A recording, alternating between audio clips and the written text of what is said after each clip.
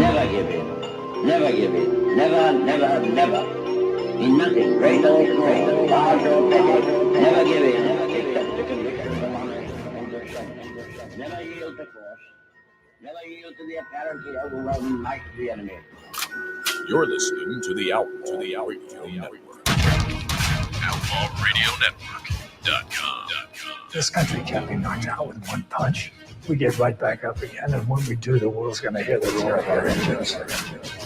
But it ain't about how hard you hit. It's about how hard you can get hit and keep moving forward. How much you can take and keep moving forward. That's how winning is done. You do your work, and we will do our bit. Republic. I like this sentiment. It means people can live free, talk free, go or come by yourself, be drunk or sober, however they choose. Are you ready to be who you are? No poetry, just a straight answer. The government has deliberately sought to deceive the United States by false statements and expressions of hope for continued peace. We are men of the hood, Mary, now at your expense. But there's no both sides anymore. They're just trying to wreck our goddamn country. It's time for you younger guys to take over. You men be here tonight. Their time is done. It's over. Screw them. This is your time. Go out there and take it. If you guys don't start thinking as men, we're gonna have a lousy country. For the crimes of incitement to cause unrest, I declare to be an outlaw! All right, everybody, it's the Outlaw Radio Network. It is the 4th of February, everybody, just a couple of days after Punxsutawney Phil did not see his shot or did see his shot. Who cares? He's a frickin' groundhog. But we're broadcasting live from the Megatalk Studios. Welcome to the show. In studio, myself, Black Tom, Lori, DJ D is back running the boards as Bob Ross is nursing some man cold. I believe he called it man flu in our group chat. Yes. And then broadcasting live from the man cave, it is the man himself. Reason, what's up, buddy? Oh, my Lanta. Hey, listen, I am thrilled that you showed up. Good on you, but I didn't know. WTF are you doing here, dude? Okay, well, hold on. Listen, no, I get it. No, let me. I'm gonna out it. You ready? I'm gonna out it. So, mom's back in the hospital. If you want to, that's up to you, bud. Well, I'm living loud, man. I'm living loud and proud. I'm just being me, the best me that I can be every day. Like all my gay friends. That's right. Shut up. You have a lot of gay friends till it's your turn in the barrel, Paul. So no, I told him I don't drink enough. Yeah, mom's back in the hospital. She's got pneumonia again because that's what happens when you're near 80 years old and you have poor respiratory and circulatory issues. And it's really going around right now too. Well, that and she makes some choices. I'm not going to get into her choices, but she makes some poor choices. And no, F it. Don't smoke, idiots. Don't smoke. It's bad for you. It's bad for your lungs. It's bad for you, period. Bad for you. Bad for you. Unless it's weed, then it's good for you because it's got a lot of vitamin C in it and stuff. Shut up. Anyway, so wow, we were dealing with that. And I was at the hospital earlier, and then they decided they were going to admit her and they're going to put her on a whole big bunch of antibiotics so that she can get better and come home. I don't think this is life and death stuff. I mean, obviously if she hadn't gotten it treated, but I think she'll be fine in a couple of days and she'll come home and she was ready to rest, you know. And if you're a mom or you have a mom, well, all of you have a mom. But if you know how moms are, they don't relax when their children are around. They have this need to care for their children, talk to their children, love their children, make sure their children are taken care of. So she won't rest if I'm there. So I thought, well, I'm going to leave. At the hospital. Yeah. At the hospital. She's not going to rest while I'm here. So I figured I'll leave. And I went to go leave and I looked at the clock and it's a little bit after 7:00. And I'm like, well, I guess I got a radio show to do. So I ran by the house, got my laptop, got my butt down here, and I was here just in time for the show to start. So, like, literally. I know. I even stopped at Arby's and got food. Oh, but that's the thing I'm going to say. For the Robert Parkers of the world that are in the chat, that are pissed off if they catch me eating on the show, I have literally had a donut and 2 pieces of bacon today. So I'm eating during the show. What was it? Was it pan fried bacon? Yes, or was it oven cooked bacon? Actually, it was fried on a griddle. Oh yeah, same thing though. Yeah, it's good stuff. All right, cast iron griddle in the oven. Perfect way to do it. No, Perfect way to do it. An electric griddle. Fried Plugged it in an in. electric griddle. It was plugged in, yeah. Okay. No, you can't fry it if you don't plug in the griddle, Lori. I know. Jesus. I'm picking on. Yeah, She's the bacon fairy. She knows.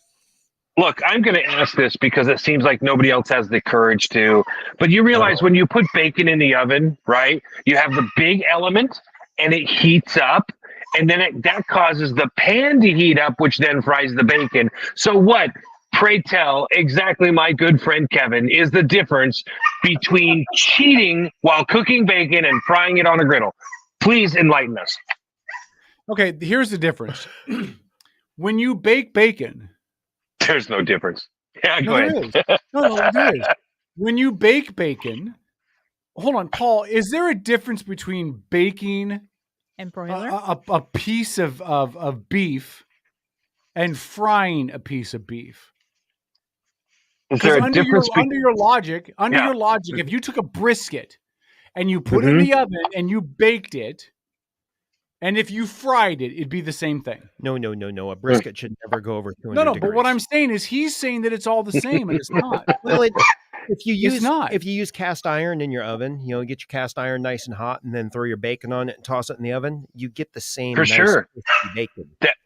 That becomes a great big skillet, man. Yeah, listen, you are cooking your bacon exactly the same way, Kevin. No, you're not. Whether you put it on an electric skillet or you put it in the oven, because in the oven it's indirect heat. It heats up the stove, it heats up the pan, and then it cooks your bacon. It's indirect heat. It's exactly the same thing, my brother. It's not. I'll tell you Sorry. When you fry bacon in a frying pan, in a skillet, whatever, on an electric skillet, you are exposing that bacon to a high level of heat on one side. And you fry it until it's perfect, and then you flip it and you do it again. Okay. I love the bacon debate. Look, so you flip it, smack it, rub it down. Oh no! By the way, same thing on broiler too. This is a guy who admitted on this show that since he had Bell's palsy, he can't taste anything. So why would anybody listen to your advice on culinary? What the hell does what does my disability have to do with anything or something? About now bacon? He can taste again. No, that was me. My disability. Got a head injury or something, and it fixed his sense of taste. That was me. It's okay, Paul. Look, Paul. This is you, why you keep throwing my disability under the rug, Kevin. Real nice guy there. Real nice guy. Pick on me for my disability. This is why we should never listen to Republicans when they talk about politics in the state of Washington. What? No, I'm giving an analogy. This is the ultimate deflection. Republicans about politics in the state of Washington. They have a dream. Am I a registered Republican? Like. They have a dream about what it might be like. They have this cloudy, nebulous little rainbow unicorn idea of what it might be really like. But Republicans haven't had any say in politics in this state for decades. They have no idea what it's really like. True. It's the same thing for Paul. Paul's like, well, I think if you cooked it in the oven, it would be better. But no, I didn't say think. But let's be honest. I haven't tasted bacon out of an oven since I had Bell's palsy 22 years ago. So I don't really know what it tastes like. Hey, Tom, I love you, Tom. Can you do the listeners a quick favor? What's that? Just a real quick favor. That's all. All right. So you've got Kevin sitting there directly to your right. Take your left hand, Tom, and place it on Kevin's left shoulder. Can you do that? Yes, place it on Kevin's left shoulder. Very good, very good. Now lean towards Kevin just a little bit. Take your right hand, put it on the small of his back, okay? Very good, Tom. Okay, just keep following these directions. Now slide your hand down surreptitiously so that Kevin doesn't really pay too much attention, and check and see if he's wearing a freaking G-string, man. Because I'm telling you right now, this dude sounds like a chick. Oh. Right. Bacon in an oven. Tonight's episode of Bacon Talk, as Sean said in chat, is brought to you by Black Ring Spirits. One day, Tom will come up with a signature cocktail that has a piece of bacon in it, and then it will become alcoholic. Rumor has it Tom's had plenty of cocktails. Wah, wah, wah. Could you do a cocktail with a piece of bacon in it? Oh, yeah. I think you should. Bloody Mary. Yeah, Bloody Mary. No. Bloody Bloody Marys are dumb, man. Bloody Marys are dumb. If I wanted a high vitamin C Oh, contact, that's it. Show's over. We're done. You have not had one of my Bloody Marys. if sir. I wanted a high vitamin C content, I would eat an orange. I drank a screwdriver. No, I'm not even a big screwdriver guy. No, Really? Give me alcohol, man. Don't take alcohol and mix it with like fruity things. I used to think that same way. Yeah. About especially with Bloody Marys. I'm like, I want to drink. If I want to eat, I'll go buy lunch. Yeah, but then no, Now there is one exception to that. Then, for me. then I made a drink for Dennis. There's one exception to that for me. It's called a Wiki Punch. It's a recipe for a drink that I learned on my cruise ship when I went on my cruise, and it's like 2 different kinds of rum and some pineapple liqueur and some bitters and some triple sec and some pineapple juice and it's my God, it is the nectar of the Lords. If I brought that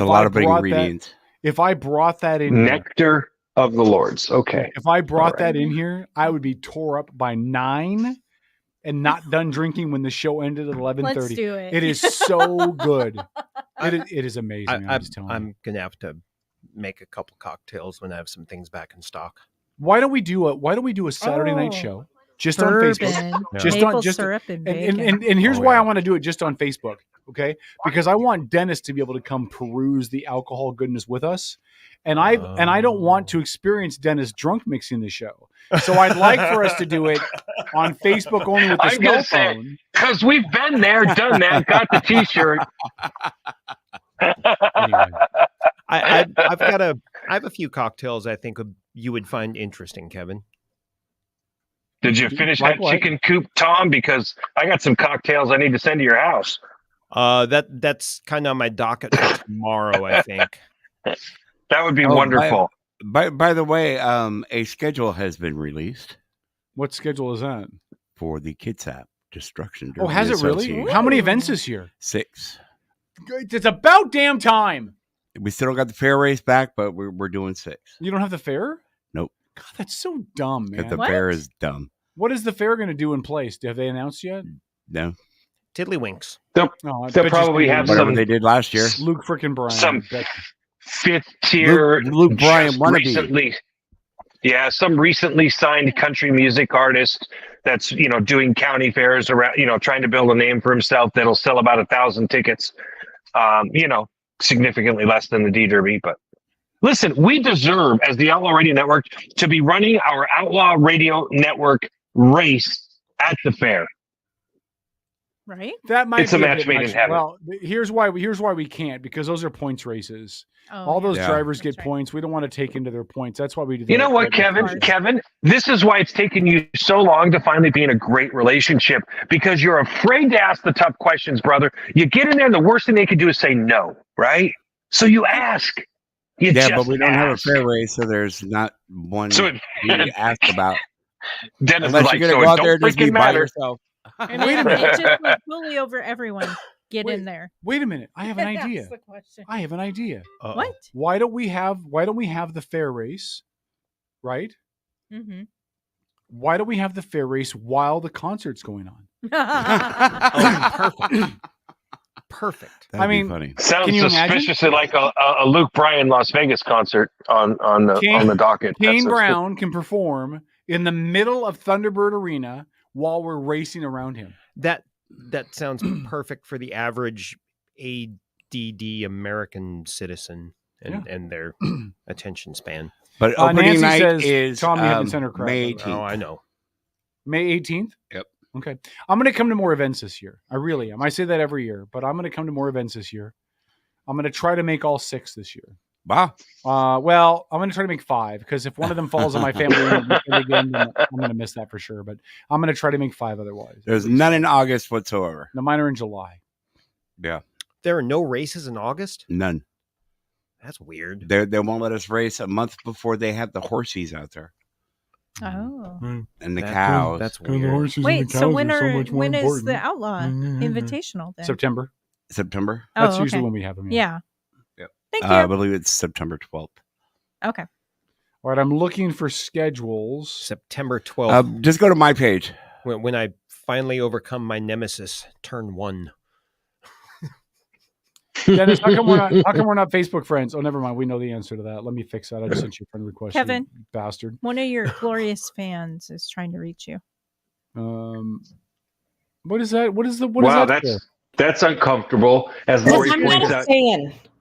Let's get over this. I didn't call you a fan. She did. I know. I'm telling her she's lying. I'm not a fan. But it got both of your attentions, right? I have one thing to say. Okay. And I think it was an accident. Uh-oh. Because I know he doesn't know this.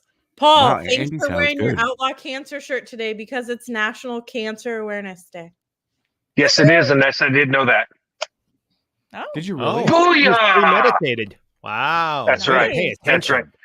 You know how premeditated it was? I'll tell you how premeditated it was. Yeah, I had no other clean T-shirts to wear. Exactly. Okay, Boss Baby's out.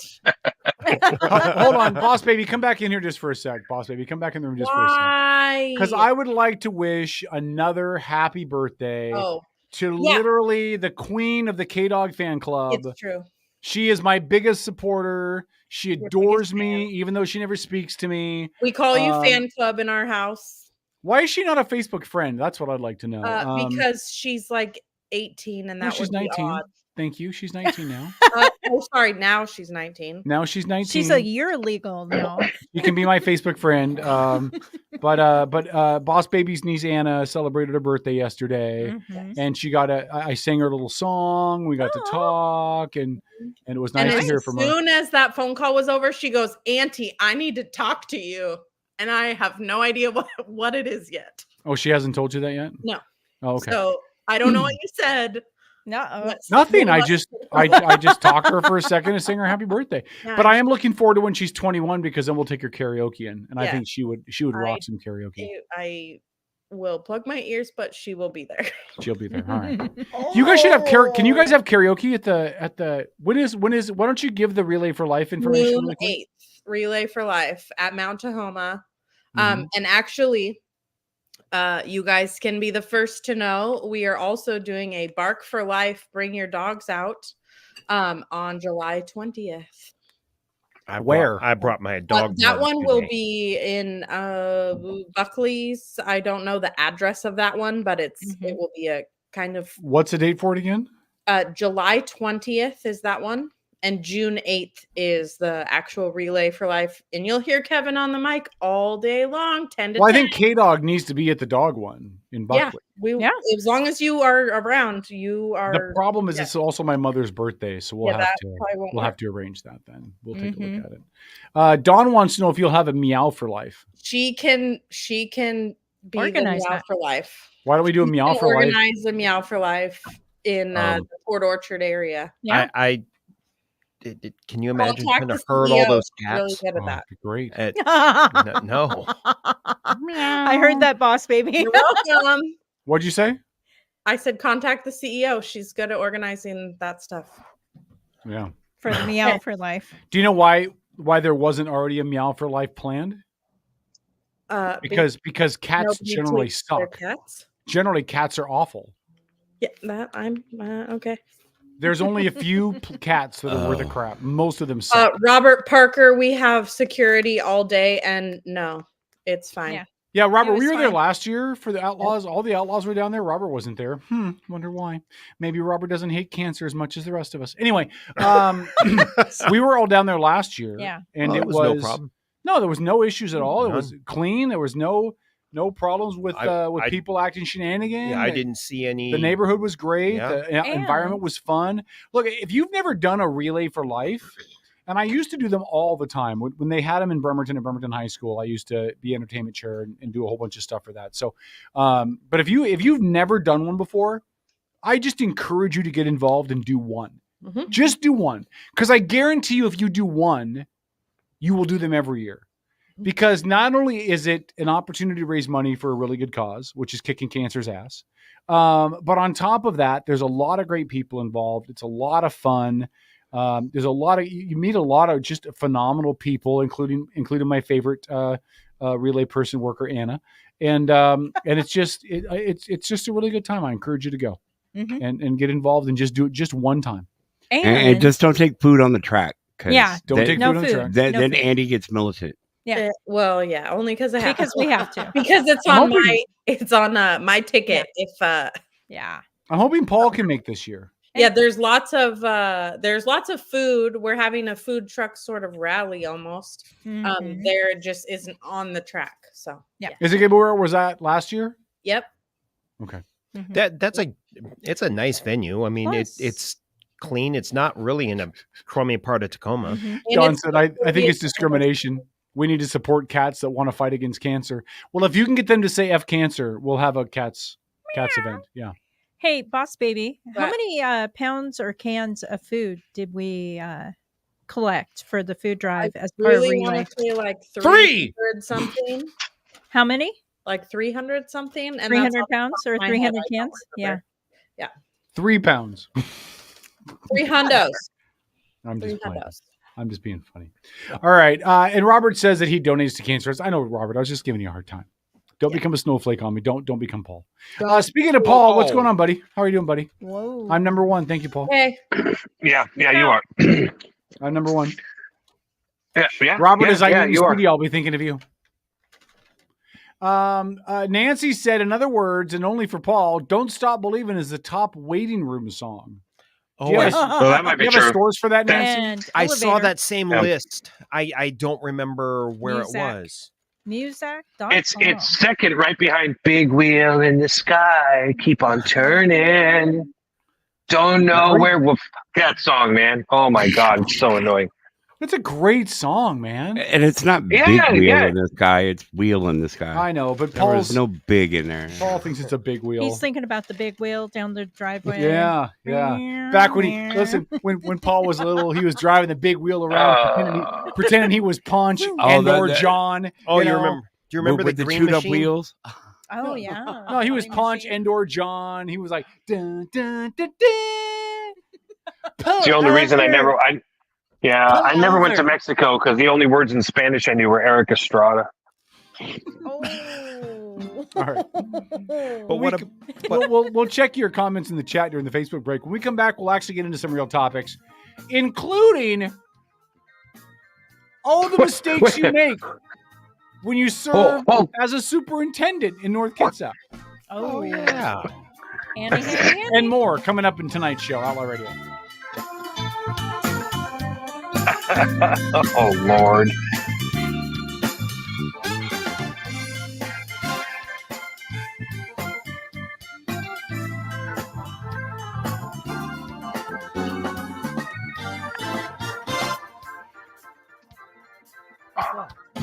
Let's ask Paul. We're going to pull the curtain back. Paul, did you want to get into that conversation now, or do you want to hold off till 9? No, that's after 9 o'clock because Hanny wanted to call in. Okay, that's what we were talking about when the music was playing. So, Hanny, if you'll call in at 9, Hanny Baxter, chairman of the, chairperson.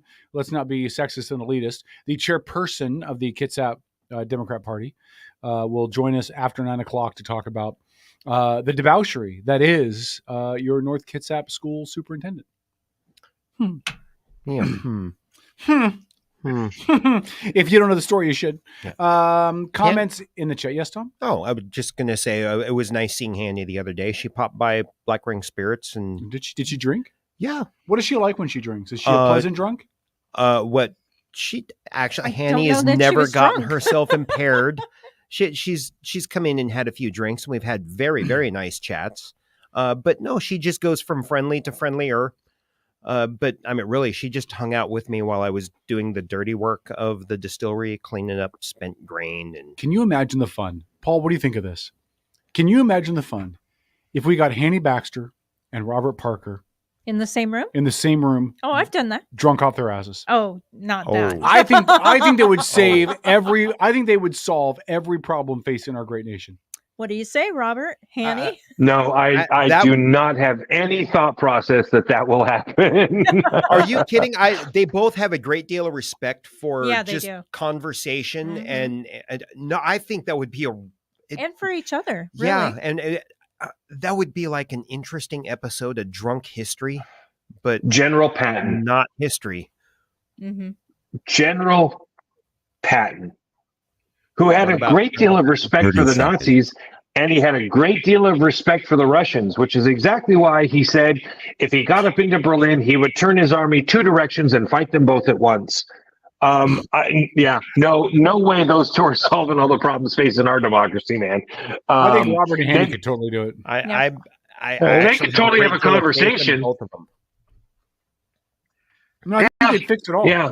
In fact, I'd like to nominate back. right now. Okay, I'll announce it in a minute. Outlaw Radio.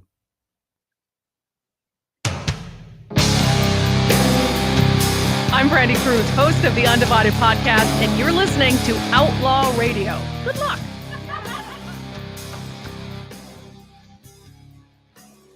I would like to present forward your winning presidential ticket for these United States of America.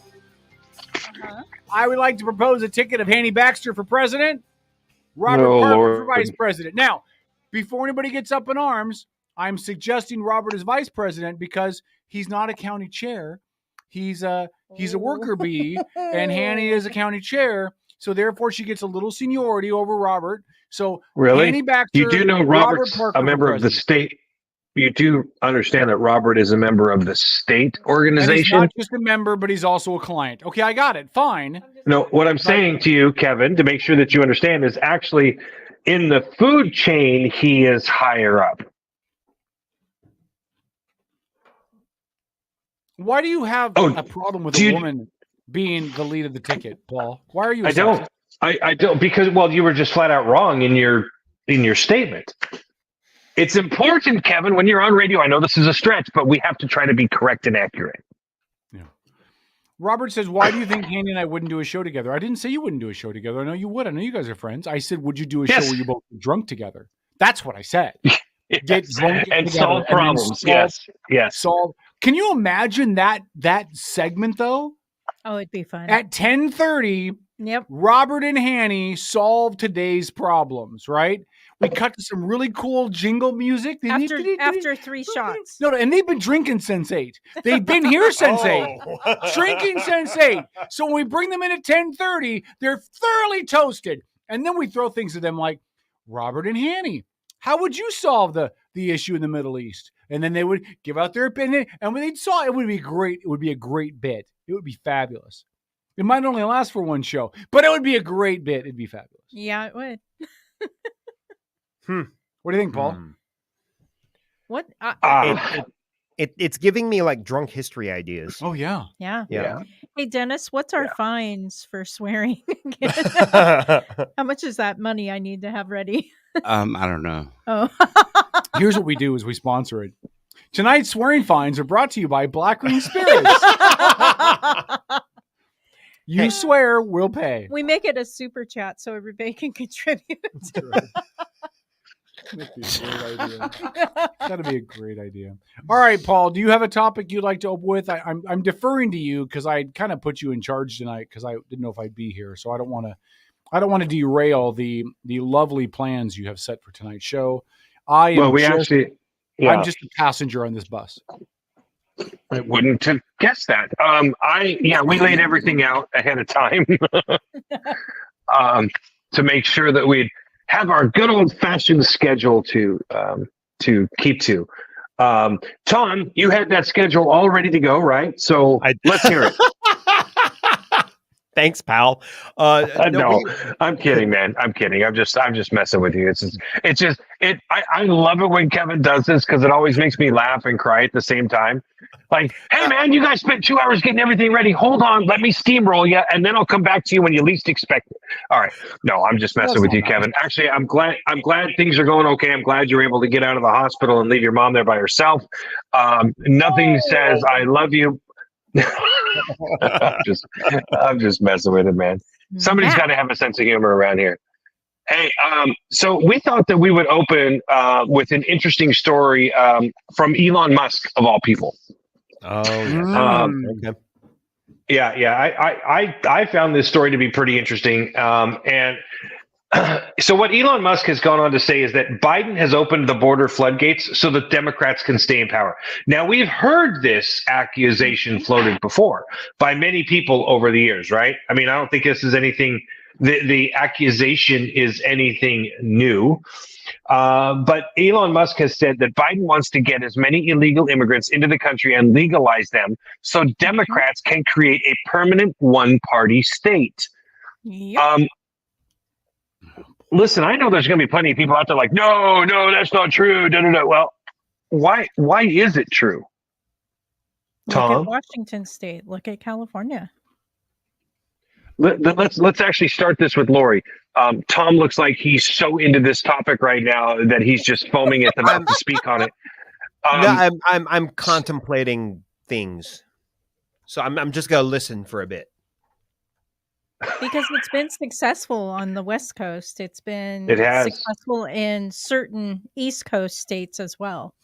And so why not spread it across the country? Show that one party love that none of us want. But can I ask the obvious question? And again, I'm not trying to be difficult, but they legally can't vote, right? You didn't hear what Paul just said. He said to legalize them so they can vote. So you're telling me that they could come? I'm just asking a question. So you're telling me that they could come across the border tomorrow and be legalized in time for the November election? Yeah.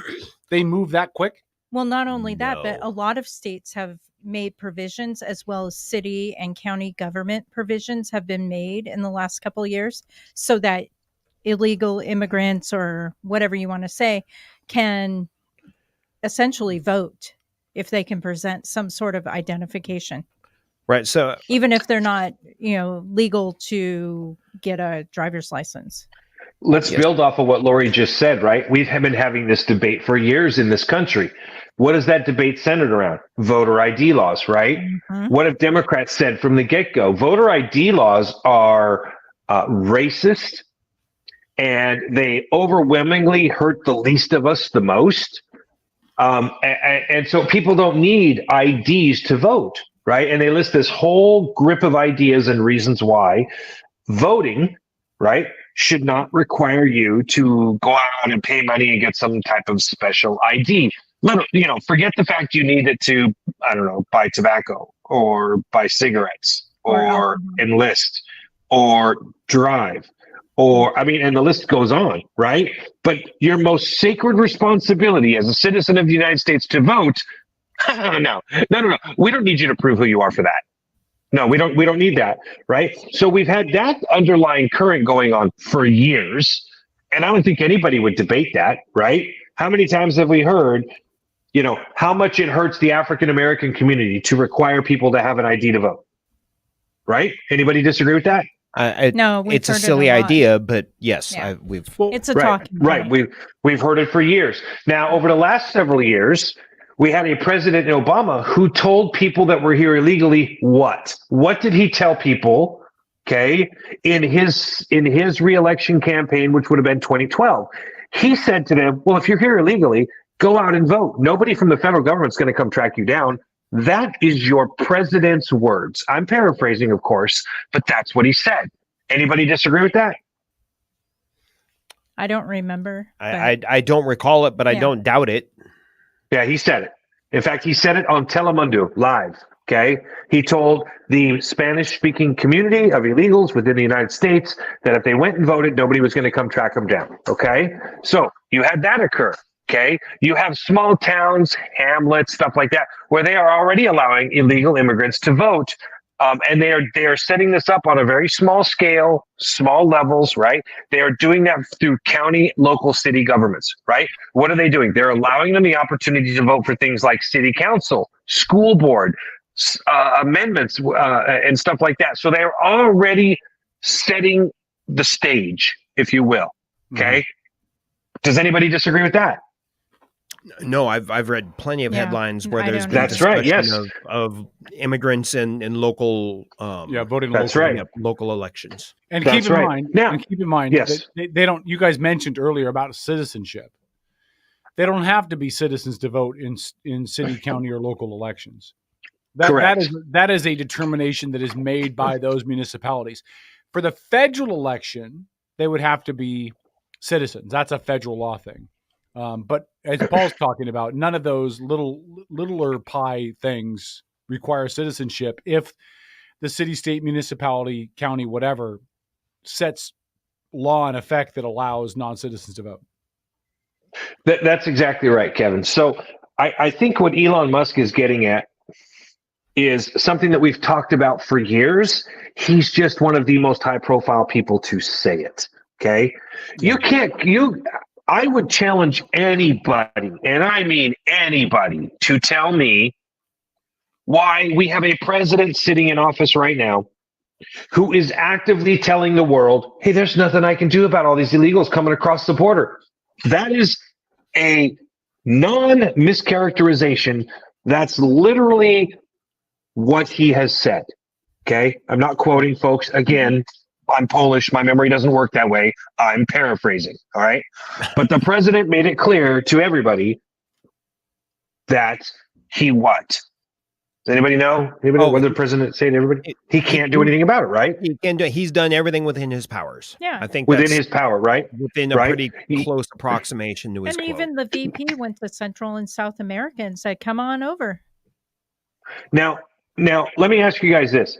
Does anybody think that I'm lying or just full of crap about this when I say that? No, of course you don't, right? Because we've all heard these comments. 750,000 people crossed the border illegally in the months of November and December. 750,000. They then got bussed and planed all over the country, right? Those aren't my numbers. Those are Border Patrol's numbers. Those are the federal government's numbers. This is the exact reason why Mayorkas is being impeached, okay? 750,000 people in 2 months. Mm-hmm. You have a president who took office and specifically did away with the policies that were put in place by Donald Trump, who was president at the time, where he put his remain in Mexico policy, right? And he put into place, hey, we've got COVID. We're not letting you cross this border because you could have COVID. You could spread this disease to other places, right? Donald Trump put things into place. Why? Because he had the power to do so as being the president. Then you have Joe freaking ice cream head Biden come into into office and says, yeah, there's nothing I can do about it. Nothing I can do about it. You know, with the complete failure to recognize that his predecessor had done just that. Hmm. And he put into place all of the mechanisms necessary to finish building the wall, right? He let that stuff go to waste. He let that stuff rust out in the desert and paid people to dispose of it. When the state of Texas said, well, we'll just take this material and we'll keep building the wall. What did the president do? Anybody? Bueller? He sued them. He said it doesn't belong to you. You can't touch that stuff. It belongs to the federal government. This has got to be the worst excuse on an issue I've ever seen from a president. I can't do nothing. Hey, you want to stand up there straight, buddy? You tripped again. All over yourself. It's horrible. I don't know how anybody can sit there with a straight face and justify it. So let's ask. Well, hold that Kevin? thought. Hold on. We're going to go to break and bump his plane, All right. Paul. So this is the teaser. Paul's going to ask me a question after the break, and we'll answer. We'll check your comments in chat as well during the Facebook side. It's the Outlaw Radio Network. We're back after this on the Megatalk Radio. Don't. There is no Megatalk Radio. .com.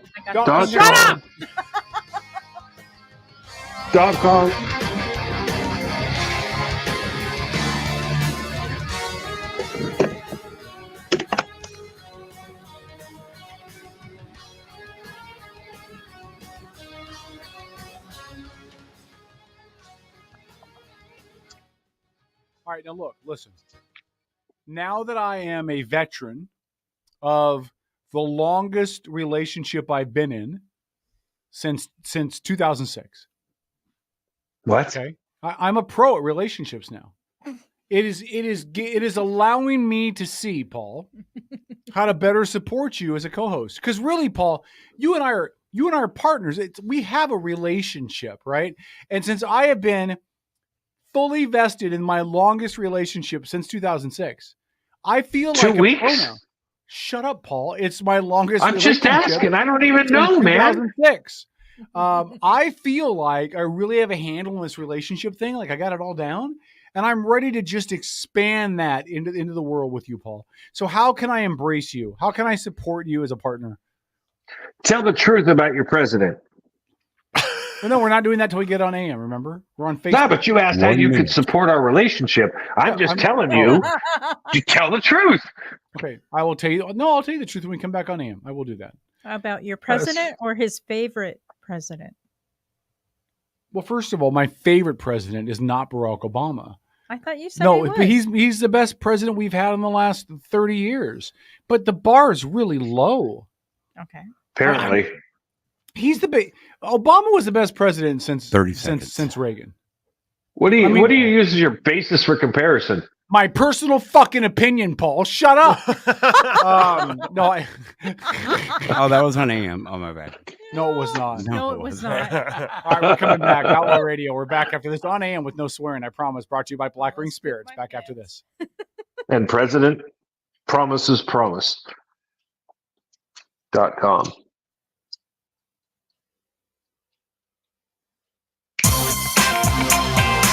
This is the Outlaw Radio Network. Mindy?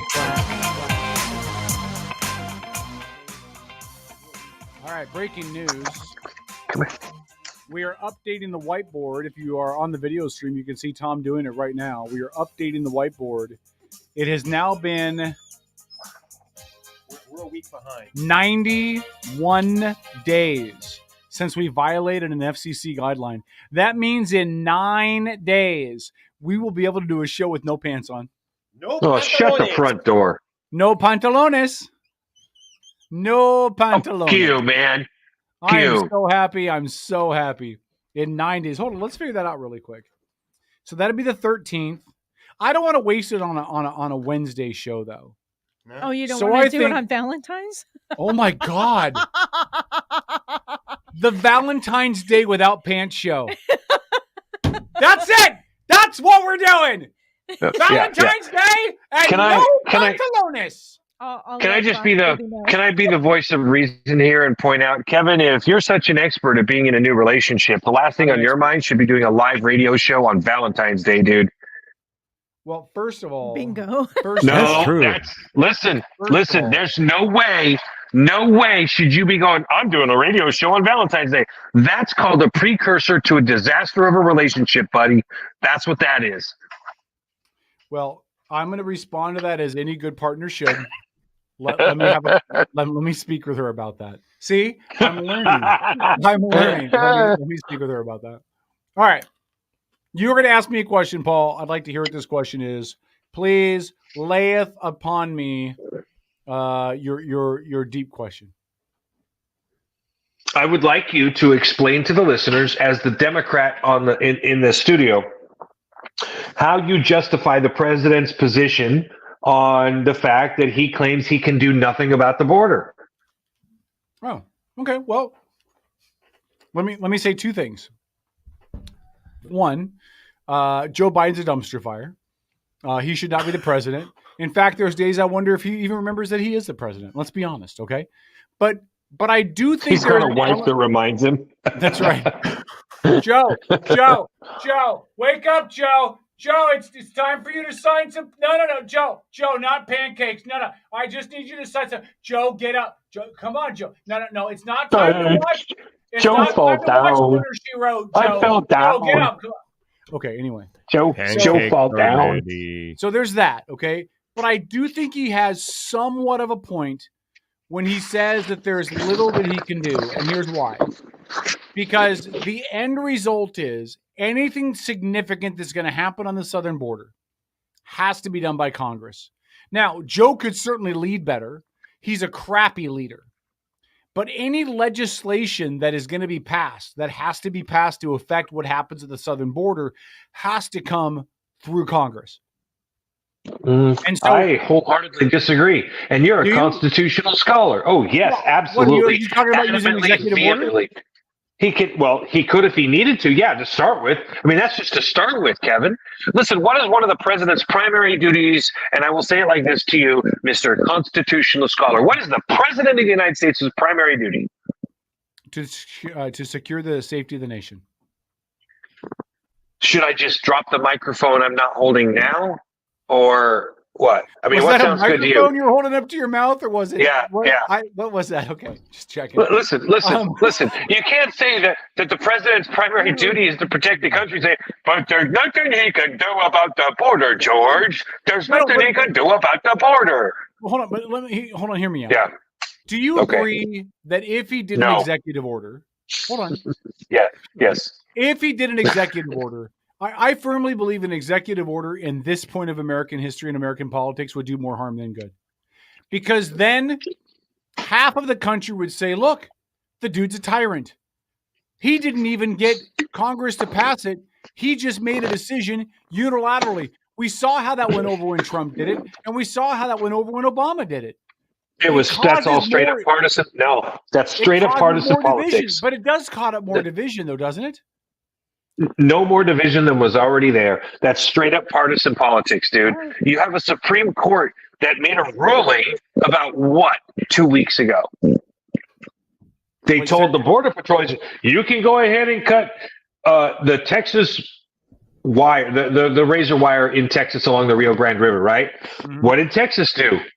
Yeah, sorry, we missed whatever that was you had to say, so we're going to pretend you didn't say anything, and we're going to keep going. And while we're at it, our military personnel on the border are going to ignore you, and the Border Patrol are going to ignore you. So, ta-ta with your ruling. Listen, they're completely ignoring it. What do you have right now? You have a huge group of truckers and other folks that have gone to the border in an attempt to support the state of Texas. You have at least 6 states that have sent National Guardsmen to the border. The government's primary duty under any circumstances is to protect this country and the citizens thereof. Okay. There is no excuse to not protect at the border 750,000 people. Are you kidding me? There is no excuse for not doing everything you can to stop the flood of illegals across the border. And I call them illegals because they, wait for it, are. Listen, I've heard the excuse too many times. They're not illegal immigrants. Oh, yeah, no, they're illegal. Yeah, they're here illegally. They're seeking asylum, Paul. Come on. Right, yeah. They're seeking asylum because, in Mexico, being from Guadalajara, you are clearly a victim of domestic drug violence and whatever else. I don't even know anymore. It doesn't matter, right? And I don't want to hear these things. They're just coming here for a better life. Make a better life where you're at. You don't have to come to our country and start taking our resources from our people, right? You don't listen. Give us your huddled masses.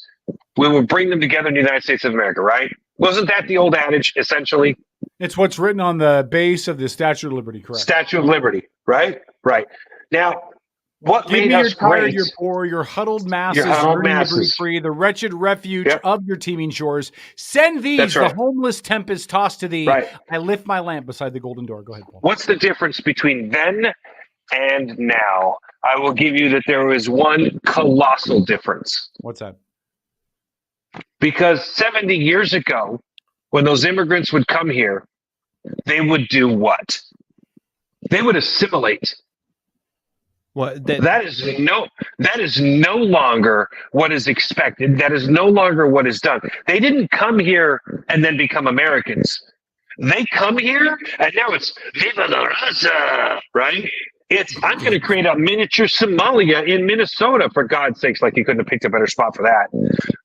The point is now they come here. It's not about assimilation and making America better and stronger. Now it's about coming here in large populations, settling in an area like, Battleground, where there's thousands of Russians, and they've created their own miniature Russian society again there, right?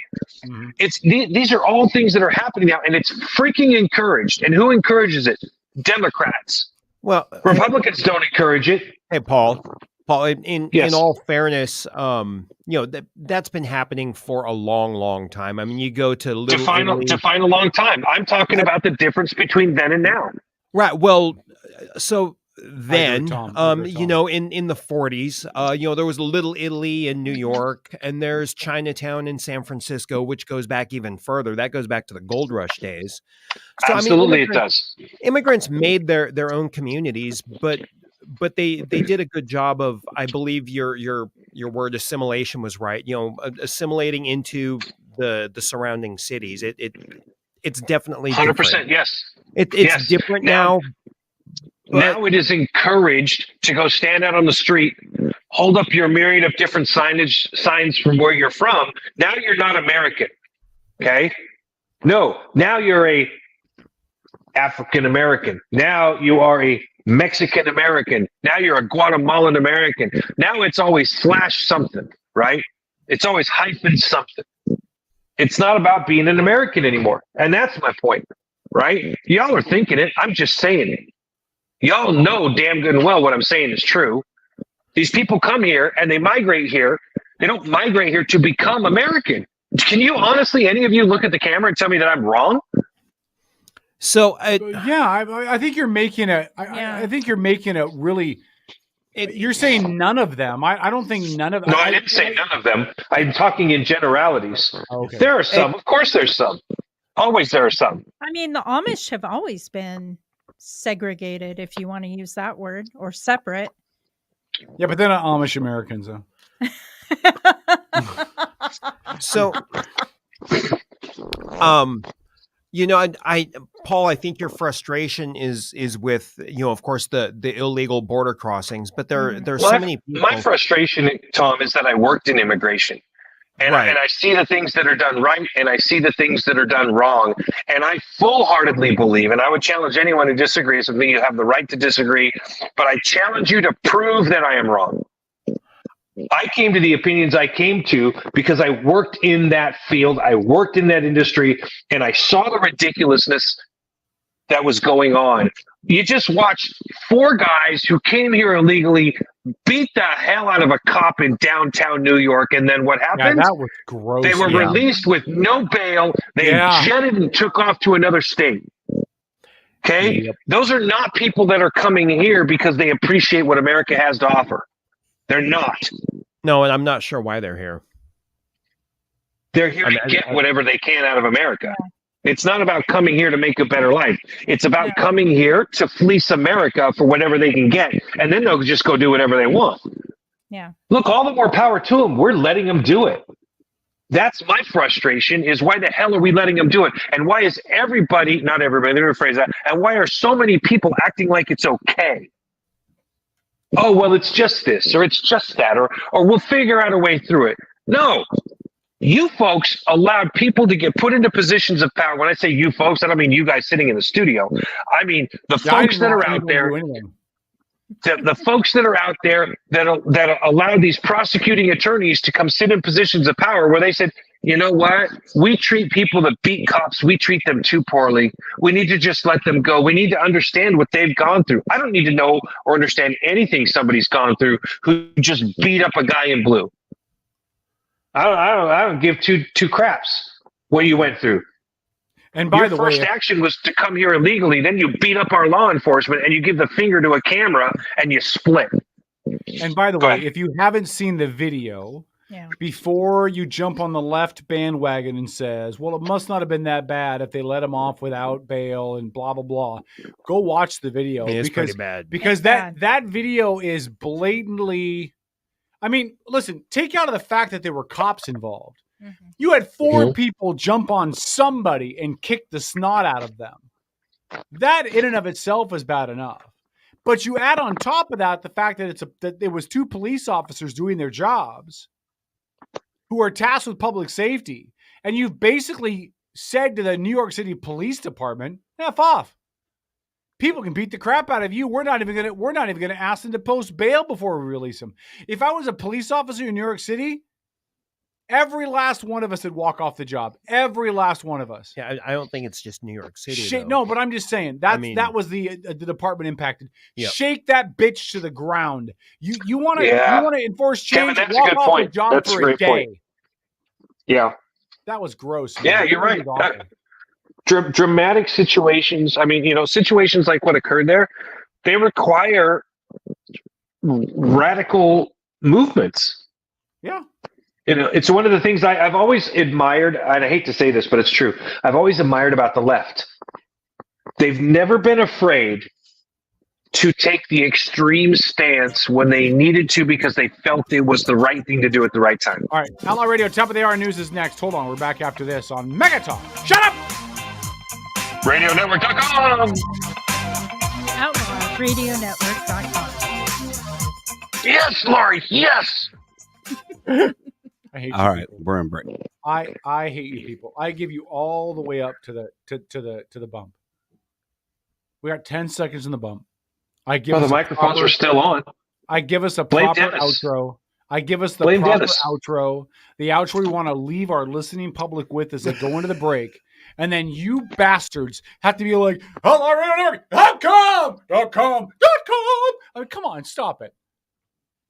You don't know Lori's Beads. Website. Why aren't you talking about Lori'sBeads.com? Website merch. Why aren't you talking about Lori'sBeads.com? No, we're trying to sell Outlaw Radio Network. BlackRingSpirits.com. DJG takes it the backside.com. Whoa, wait, where? You know, I was only disliking Paul for throwing me under the bus a second ago. Now you could both like tongue kiss my butthole, all right? What did I say? Dennis, what did I say? Have a t-shirt.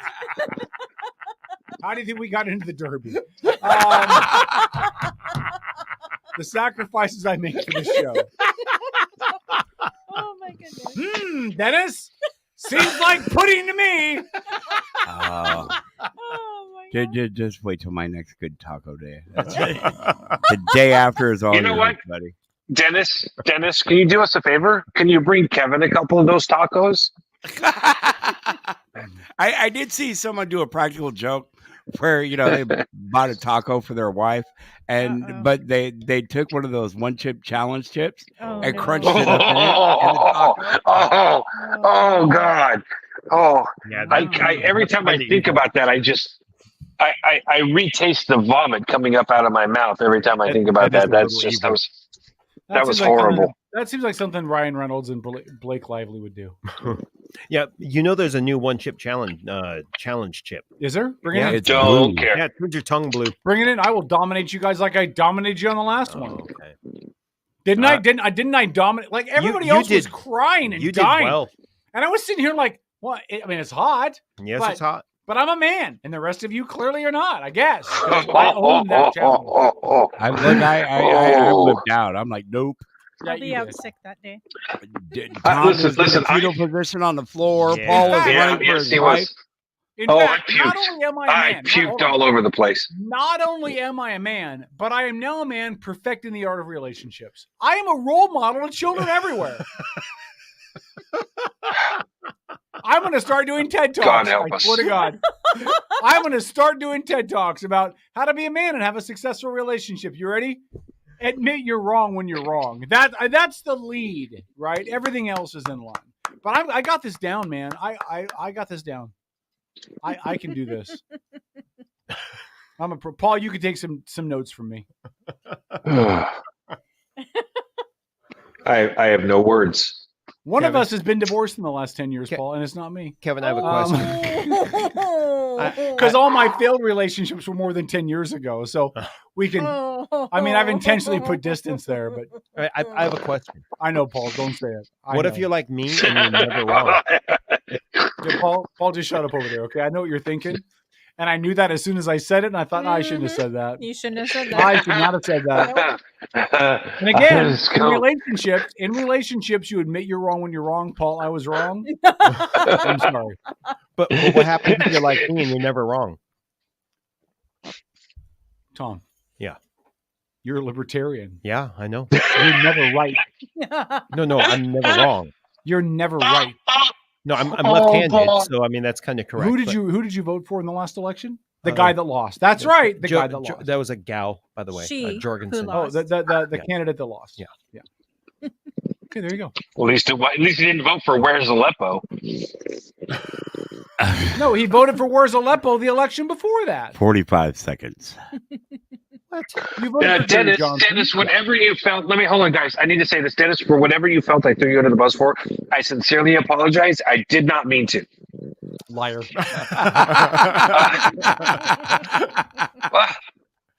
I don't even know what I said to throw him under the bus. I'm apologizing. You did.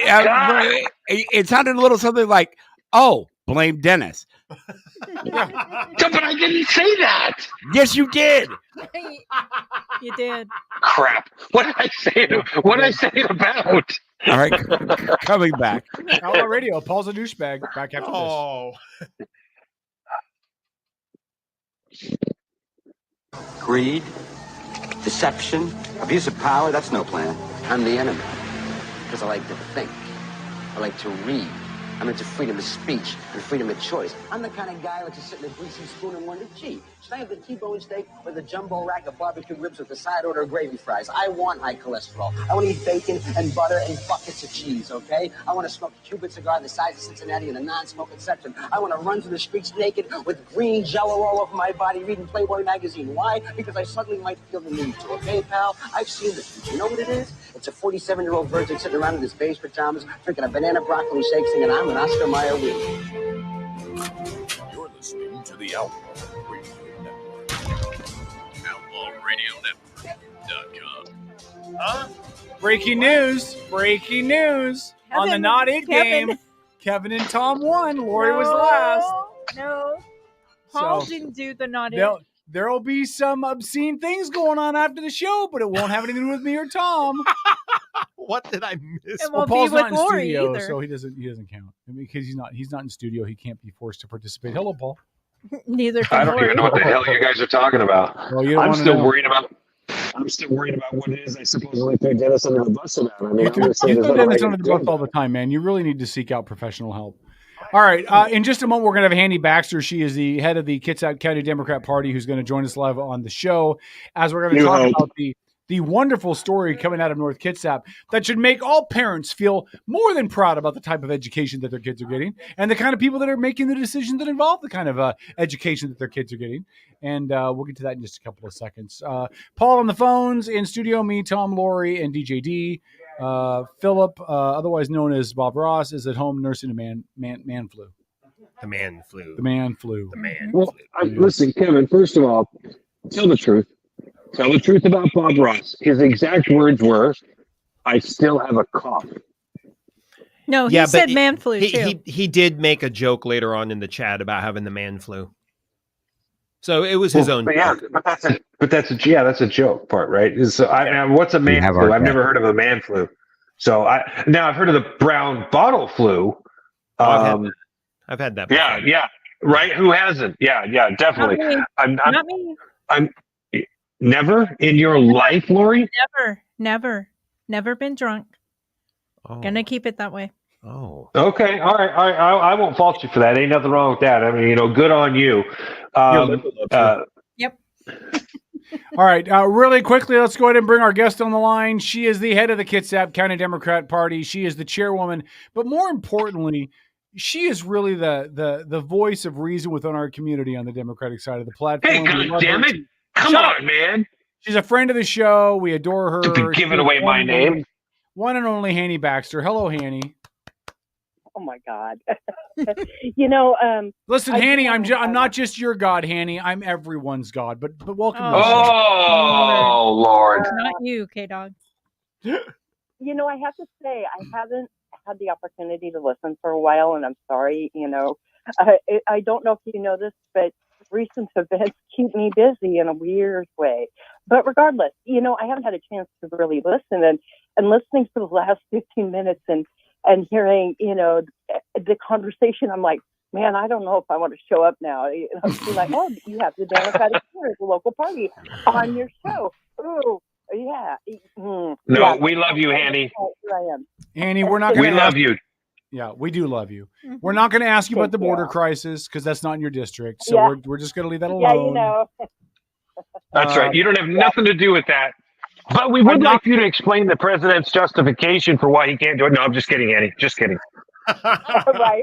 And I'm not going to be like Paul and be like, so, Hanny, tell us, are you really going to vote for Jay Inslee? I'm not going to do that to you, Hanny. I'm not that No. Jay Yeah, Inslee's not running no. again, thankfully. Yeah, I don't know if you know this. I'm probably not going to be voting for Jay Inslee this next time Hey! around. So thank you. You're not going to write his name in? Thank you very much. What? You're not going to write his name in? You're not going to write his name in? You know what? That's kind of a fun idea, though. Yeah. I would do that. Yeah, that'd be fun. All right, I'm going to read. Yeah, I want to read this Go ahead. story. This is off of our friends at the Kitsap Daily News. This gets to what we're going to open our conversation with, but I think we'll probably go in many directions. But I want to read this because I want to make it clear. Listen, a lot of people accuse this show of making up facts, which we don't do. Okay, we always have facts in what we talk about. But this has been picked up by the Kitsap Sun, by the Kitsap Daily News, by the Kitsap Ball and Chain, by the kids, all of them, right? Channel 5, 7, 13, 4. Yeah, I'm gonna read. I'm just gonna read this really quick, not the whole thing, but just to give you a gist of what's going on. This is off of Kitsap Daily News. It was published on February 2nd, so a whole whopping 2 days ago. Scott Hinden hit on the side of the road and waited. I'm sorry. What? Scott Hinden in the bushes. Yes, Scott Hinden in the bushes. This is the one point of the story that I'm sorry I get a giggle out of, and I just can't help myself. But thinking of Scott Hinden in the bushes, and God help him, yeah. But oh, okay. All right, let me go. Here we go. It doesn't. Hold on, Kevin. Let me say this. Hey, Hanny, this is when you and I were talking, Hanny. This is one of the facts to me that just doesn't ring true. Are you kind of the same way? Like I can't picture it. It's Scott being in the bushes and somebody coming and taking signs. That part? Yeah, I mean the idea about Scott Hinden hiding in the bushes. Right. Yeah. I mean, obviously I was not there for that, but I mean, what time of night it was, or where the hell? I mean, heck, he was. I mean, I would consider it plausible. Yeah. I mean, I don't know. That's my opinion. My personal opinion. Let me read this story really quick, and then we'll get into the weeds. Okay? Yeah. Go it's ahead. like being prepared for the next Godzilla attack. He and Kim Gerlach, I hope I'm pronouncing your name, Kim. Yeah. They wanted to find out who'd been taking their vote no on the school board signs down. They, along with the rest of Kitsap County, were shocked when they found out that at least on this day, it was allegedly none other than North Kitsap School District Superintendent herself, Lauren Evans. It's not the first time Evans has had issues in the district, according to the Kitsap Daily News. There was a resounding vote of no confidence by the teachers union, and then there was a proposal to cancel high school graduation ceremonies for Indigenous students in the name of the budget cuts. And now on February 1st, Kitsap County Sheriff's Office has listed Evans as the primary suspect in a case involving the theft and disposal of campaign signs against the February 13th North Kitsap School District bond measure.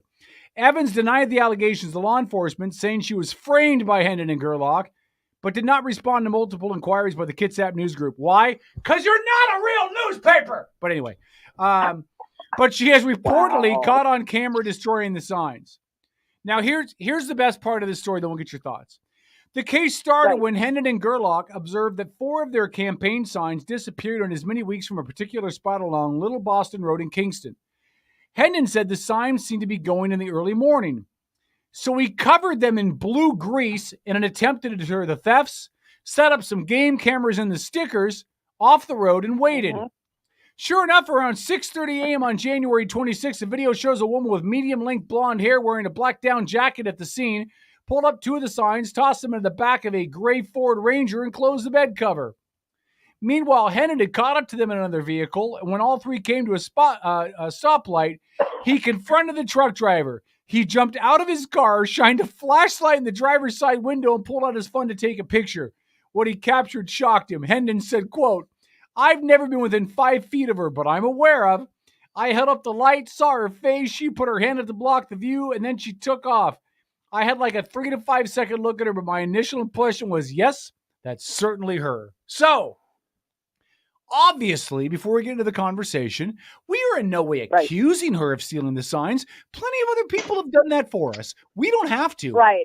We can just talk about the accusations themselves, whether or not folks on the left, because obviously this is somebody who was, well, hey, hold on. We can talk about what the folks on the left think, as Hanny represents the Democrat Party, right?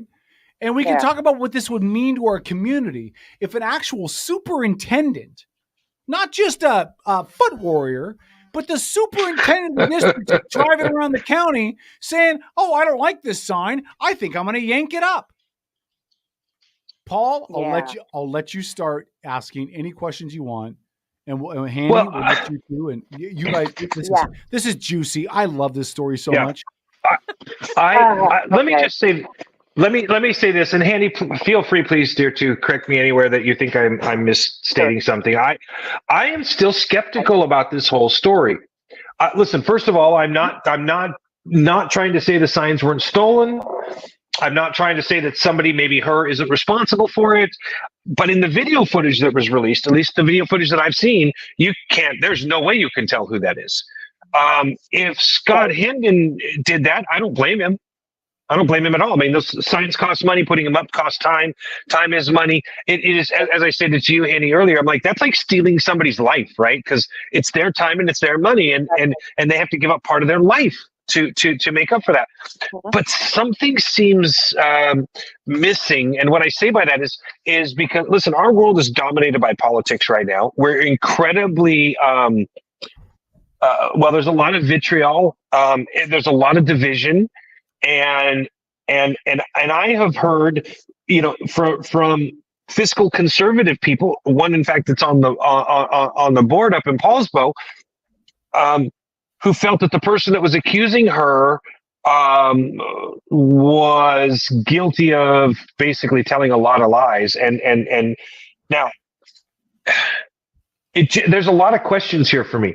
Has anybody seen, including you, Henny, have you seen any photographs or video that you're able to look at? I don't know what this lady looks like, but in the video that I've seen, you can't tell who it is. You can't make out any facial features. Have you seen anything, Henny, that would make you go, oh, yes, that's that person? Right. First, the video in question that you're speaking of is trail cam video. So, yes. You're not usually using a trail cam for the purpose of catching somebody stealing your campaign signs. I mean, you're usually looking for a deer, whatever the heck you go kill in the woods or whatever. A deer, a female deer. Right. Okay. Only with a doe tag. Regardless, I mean, you don't get a lot of high quality to see if there's a darn deer in the forest or not.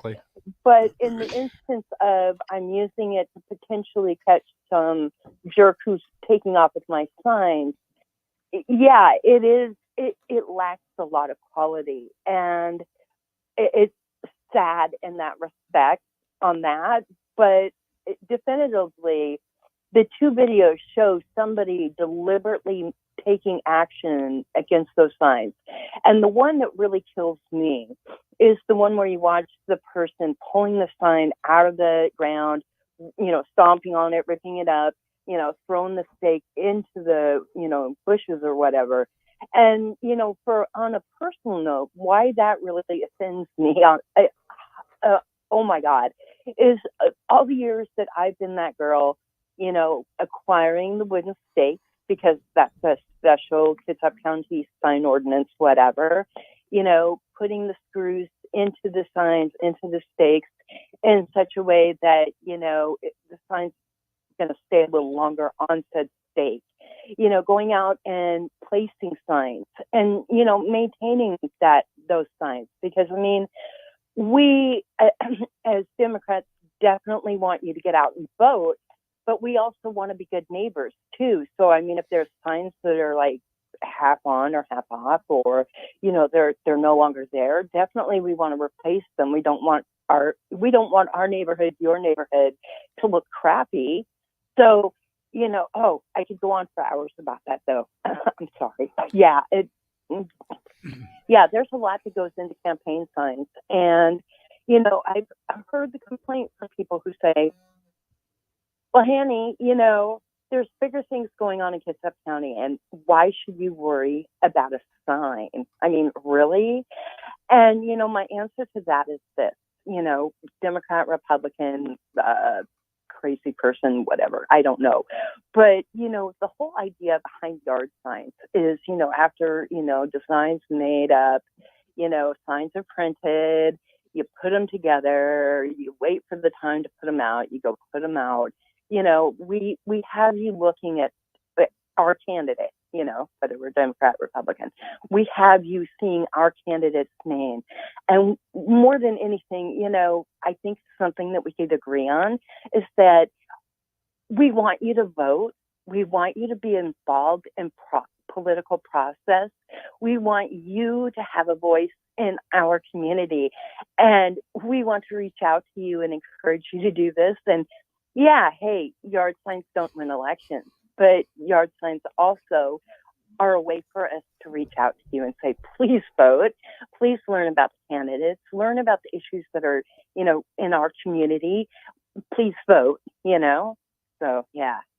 There you go. Let me read just another part of this article, because this is where it gets, I think, damning for Evans, but that's my opinion. Sheriff's reports say Paulsville Police Chief Ron Harding arrived on the scene and stated he had received a phone call from Evans asking him to come down there. So she called the cops, according to the police chief, Ron Harding. He stated he wasn't trying to persuade the investigation in any way and left a short time later. Evans reportedly told sheriff personnel that she didn't want to be around Hendon and Gerlach because she was afraid of them and they are out to get her. After the meeting, dun, dun, dun! Okay. After the meeting, law enforcement questioned Evans, who confirmed that the Ford Ranger was hers, but denied that she had taken any signs. Instead, she said she had lots of pro-bond signs that she intended to distribute because her signs had been taken down as well. Officers did not find any anti-Prop 1 sign in her truck bed, and they did indeed see a pile of pro-bond signs and a mallet. However, they also observed some greenish-blue grease on the tailgate, consistent with the grease that was put on the anti-Prop 1 signs by Hendon and Gerlach that organized the campaign. The sheriff's sergeant recovered 2 anti-bond signs in the bushes along Stottlemyre Road, and a deputy later found a gardening glove and a yellow towel wrapped in paper with the message, "Support NK students in school, vote yes," all covered in blue-green grease in a nearby dumpster. Hendon and Gerlach said over 100 of the number of the no on Prop 1 signs have been lost or destroyed. The sheriff's office has only been alerted to this incident, according to a Kitsap County Sheriff's Office deputy. So, to sum all of that up. Hey, Kevin. Yes. Yeah. Well, here's so I want to make sure I heard you correctly. You said earlier on that when Hendon followed her to the stop sign, he got out. He had never seen her before, correct? Correct, but he knew of her, correct. Okay, so now I'm even more convinced that there's some weird shenanigans going on, because as we're talking, I received a direct private message from a listener stating that Hendon had been at the meeting the night before, less than 13 hours before, and several other meetings with her. Following the inconsistencies here?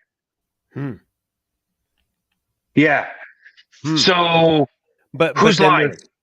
There's also the circumstantial stuff of, grease from the signs in the back of her truck. So this just gets weird. He didn't say on the back of the truck. He said in the bumper.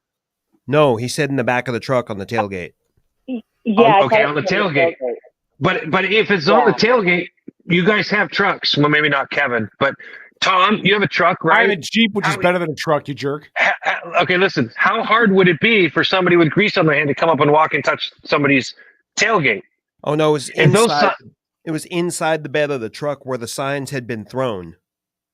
Right. I don't know. That's not. I don't know I don't know where it was at. I'm just all that said was on the tailgate, right? No, so I'm not making any assumptions. The detail was in the story. My greater point is that we're talking about a story that's got some significant inconsistencies, right? Agreed. You've got Hendon. Now, who is Hendon? Can anybody fill that in? Anybody? You don't know who Scott Hendon is? Seriously? Yes, I do. We're on radio, oh my God. So we're trying to educate. Go ahead, Hanny. Tell everybody who Scott Hendon is. Okay. All right. So Scott Hendon has been a North Kitsap Republican for like forever. Like, when okay, so to give you some dates, I guess, whatever, I came back home after Katrina in 2005. I didn't get active really a lot with the Democratic Party here locally until maybe 2007. But Scott Hendon, so I've pretty much always known Scott Hendon, as has anybody else, maybe anybody who lives in the 23rd. The 23rd district is pretty much North Kitsap, that area, y'all. But yeah, I mean, he's he's really big on taxes. But he's ran for a few different things. He's known. I remember when I remember back in the day, the things I know of Scott were back when he was an electrician, when I was just getting into the industry in the late 90s. Yeah. Scott Hendon. Well, I would. So I'm going to just give you the direct quote from what's being. Okay. We lost Paul. Paul just froze up. Yeah, It's we like- lost Paul. You know what? Real quick, if Mick Sheldon is listening, anytime you want to pop in and say something about Scott Hendon, it'd be really nice. Thank you. For sure. Listen, sorry guys. It's one of the issues I have with StreamYard. I tried to go read the text and it just drops me from the conversation. I was just trying to pull up the text so I could accurately quote it. Okay. That's clearly an issue we'll have to work to resolve with StreamYard. Listen, so I'm going to have to paraphrase because I can't quote. I can't pull that up and read it to you. But effectively, the direct message that was sent to me was that Hendon had met her around 5 times previously before he claimed he followed her to the stoplight, right? And that apparently once her tailgate was examined, it was after she'd already been inside at a meeting for over an hour. So again, I'm not saying who's telling the truth and who isn't. The point I'm making is that there's a lot of inconsistencies, right? And I'll be the first person to acknowledge that the further north you get, the more dirty the politics seems to get. And I mean that on both sides of the aisle, right? We've had run-ins with dirty little rat fink Republicans. I won't mention April's name because she'd sue me. But Do you mean Turd Ferguson? Go ahead. Oh, I would never say April's last name. But listen, the Paul's Vote for All folks are just as bad. So there are folks up there that they get just nasty, dude. Instead of trying to do what's best for the community, they just get nasty and it gets real personal. This story strikes me as the kind of story where there's like these few key missing elements, and I don't know what they are. The inconsistencies point to it. That's all. Hanny. So Paul, I mean, your person who texted you is basically insinuating Scott Hendon was setting up the superintendent then? Well, I don't know. You would have to ask that person that. What that person that's texting me is that Scott apparently Scott Hendon's comment about not having seen her was a falsehood because he had in fact been at a meeting 13 hours prior with her, as well as several more, including Rotary. So that is a huge discrepancy. Yeah. Right. So the previous meeting, I'm going to say, may have been the North Kitsap School Board meeting then, right? I think so. Like I said, I can't go back because I'll drop the feed if I try to go back. Yeah. No, don't do that. Don't do that. Let me read Scott's quote again really quick because I don't think it says that he never saw her. Here's what he said in the article. Quote, "I've never been within 5 feet of her that I'm aware of. I held up the light, saw her face. She put her hand up to block my view, and then she took off. I had like a 3 to 5 second look at her, but my initial impression was, yes, that certainly looks like her." So that would lead me to believe that he had seen her at some point because he's basically saying that he's able to identify her by seeing her. So I didn't get an idea that he never saw her, but he did say he hadn't been within 3 to 5 feet of her, whatever that means.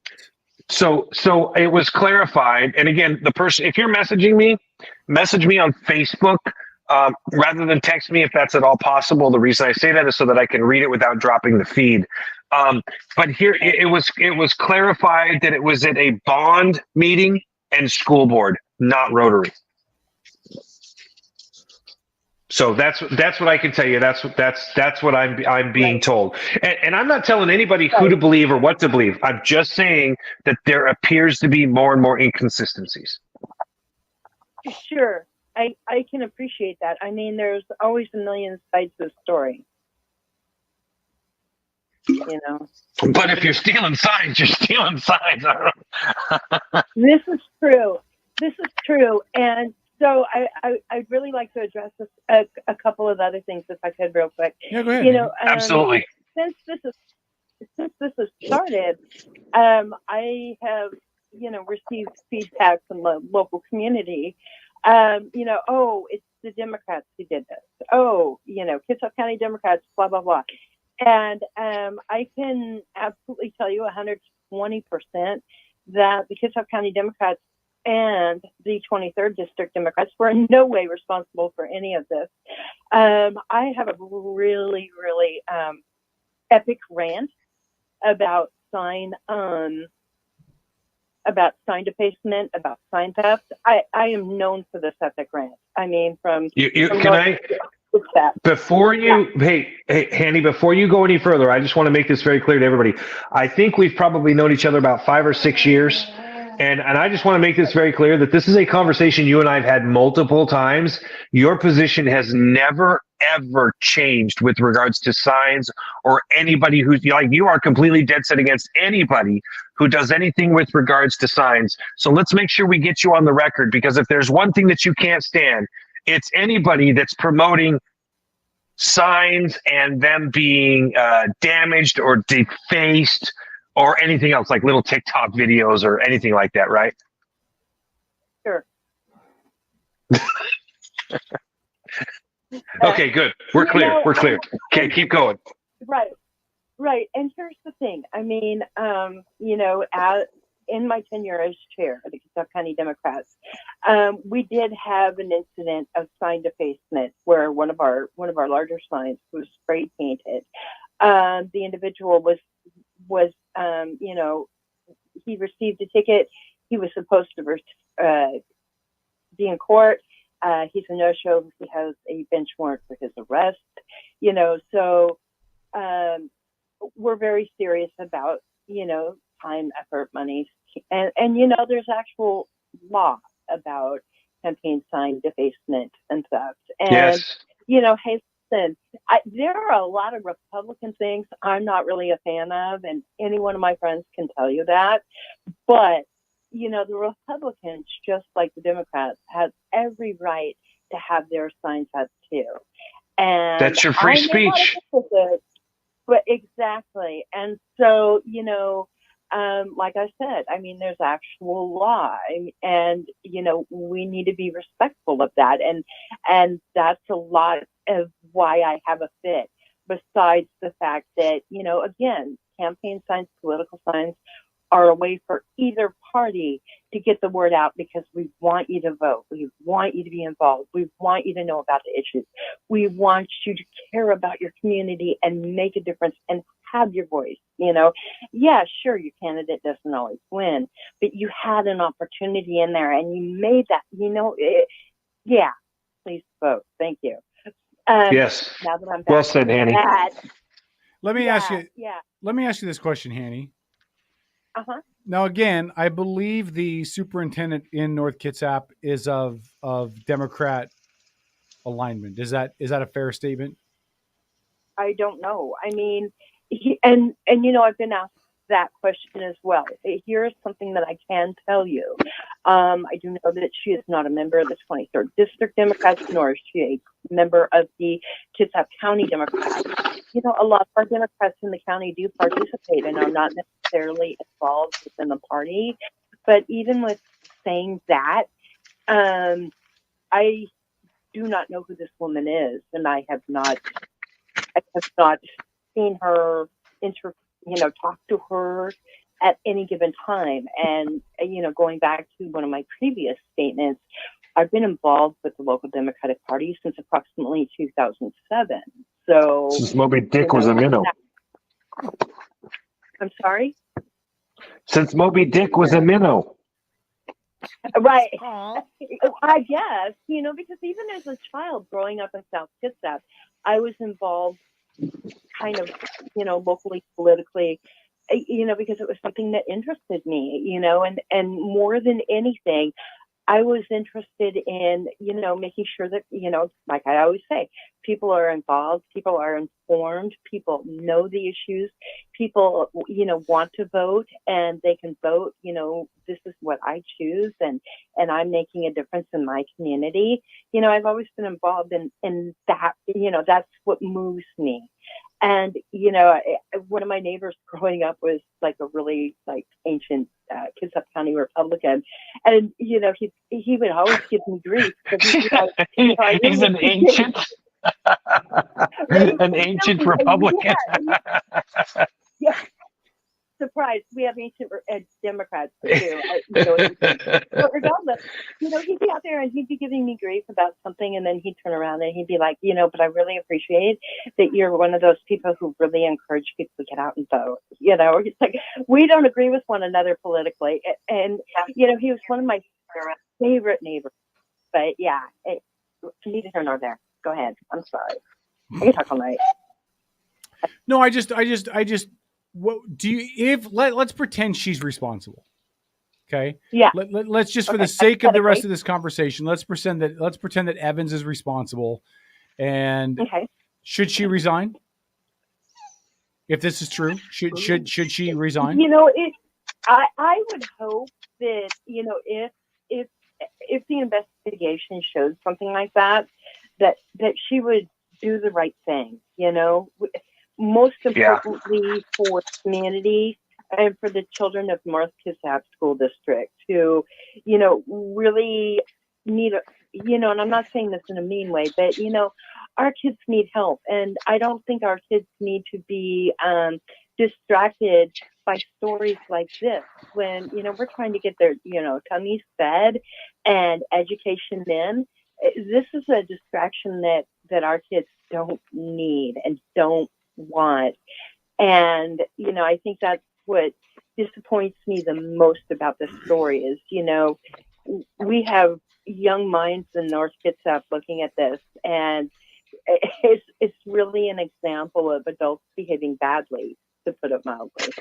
All right, Tom, I know Tom had a question. Tom, go ahead, bud. Well, so the question was posed, should she lose her job over this? And I guess what the question I would ask, I have no idea what it is. What's the penalty for tampering with campaign signs? Isn't it a misdemeanor? It's a gross. Let me try that again. A little more thought and feeling. It's a gross misdemeanor. I want to say it's like, I know it's definitely a fine, potential jail time, something like that. Because I'm doing multiple things right now, I wouldn't be able to look up the specific RCW. But if somebody in chat could do that, that would be great. It's RCW 29A.84. It's a misdemeanor. The penalty is the same as a misdemeanor under RCW 9A20.021, which is I'm looking for that right now. So I mean, it sounds like this is a traffic ticket kind of violation. I mean, no one should lose their job for a traffic ticket kind of violation. So I wouldn't think that a resignation would be. Tom, not to be weird, but I'm going to be weird for a hot minute. There's additional things about this particular person that I think North Kitsap citizens. Well, I know North Kitsap citizens, and many of our Democrats have questioned as far as this current superintendent goes. I know that for Kitsap County Democrats, neither we nor the 23rd District Democrats, we took no action on this specific bond issue. Where with Central Kitsap, with Bremerton, we did decide to endorse that. So I think Nick earlier mentioned that there are Democrats actually against this bond. And that's absolutely correct. Mm-hmm. And, I've had conversations with people. And I've recently had a conversation with a person who lives in North Kitsap who felt torn. She was not thrilled with how the bond was presented, the structure of it. But as an educator and caring about kids, there was a lot of emotional turmoil and, voting this up or down. My throat hurts so bad right now. I'm sorry. But yeah, I mean, this is a very interesting situation. And, I'm not a person who lives in North Kitsap, but certainly this has really been something that I think has divided the community. And it's really kind of sad. I do have the potential penalties pulled up here. So any person convicted of a misdemeanor in the state of Washington shall be punished by imprisonment in the county jail for a maximum term fixed by the court of not more than 90 days, or by a fine in the amount fixed by the court of not more than $1,000, or by both. So not up to 90 days, up to $1,000, and or both, dependent upon the court. 90. 3 months. Wow. 3 months. Well, I mean, I don't disagree, but wow. No, I don't disagree. I mean, if she's guilty, then should certainly be held accountable. And if that accountability, 100%. If that accountability costs a job, well, that's one thing. But demanding a resignation for something that is basically, I don't know, I don't want to call it a traffic ticket, but it's like a traffic ticket kind of offense. It's dumb, but wait a minute. You would not call for her removal? I think her removal would happen if she were convicted, if she were wrong. I wouldn't call for her removal because going to jail for 90 days is probably going to cost you your job. So there's no need for a removal. Hanny, if let's pretend that she went to jail for 90 days, would that be enough for her to be removed from her position by somebody else in the district, or would she theoretically just hold on to that until it came up for re-election? Moral clause. Well, I'm not really familiar with how North Kitsap school district structure is and how their contracts work. So I really couldn't answer to that. But again, I'm going to go back to, I think that this whole incident, should she be found guilty, would certainly be a component with other things that have been happening a while now within North Kitsap. Sure. I mean, there's the history of a vote of no confidence and stuff, but those are all separate instances from this, alleged wrongdoing. So let me just go ahead, Annie. Mick says it's up to the board. So that sounds correct. I mean, not that I'm going to dispute him with North Kitsap. He'd know before I'd know. So yeah. Okay. Go ahead. I want to address. There was a really good question asked in the chat room, so I think it's something to. Why disparage Scott Hannon when you don't know him? He's an honorable guy. I've known him for 15 plus years. I'm sticking up for a lying thief. Here's the thing. So whether people want to believe this or acknowledge it or not, we are by every stretch of the wild imagination that you all may have, we're actually media. Even though we're an opinion show, we are media. And it is very important that way, because it was also pointed out, why am I refusing to give my source? Because it's very important when you're in our position and you're talking about sensitive subjects to not release those sources, to not put that information out there. There's very good reasons why we don't put that information out there. We do protect our sources. Always have, no matter what side of the line they fall on. All right, hold on. We're going to break, so hold that thought just for a sec. Let's go to break. We'll come back. Let's do this in the backside in a moment. It's Outlaw Radio.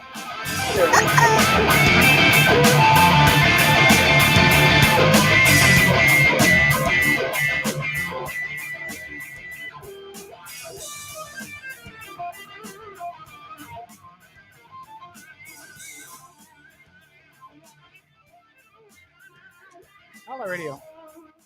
We're back. Congratulations. Okay. Welcome. So I have a question now.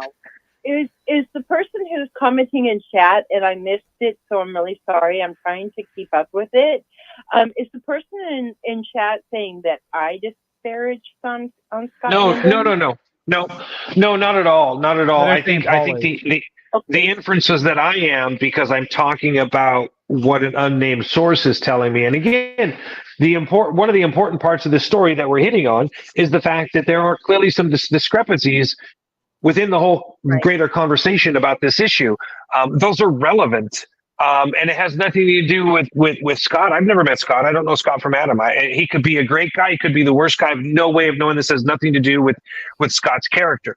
And that's why I asked for clarification with regards to what was in the story, because I was being told on one hand by a source that Scott had met her several times and he was within 7 to 10 feet. And so the idea that he'd never seen her, that's why I asked for clarification.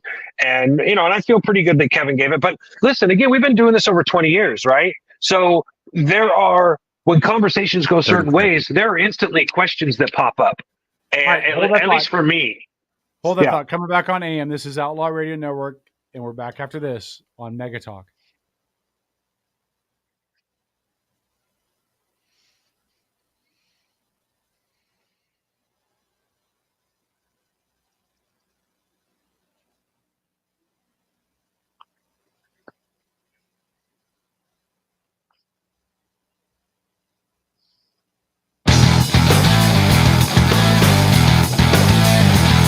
This is the Outlaw Radio Network.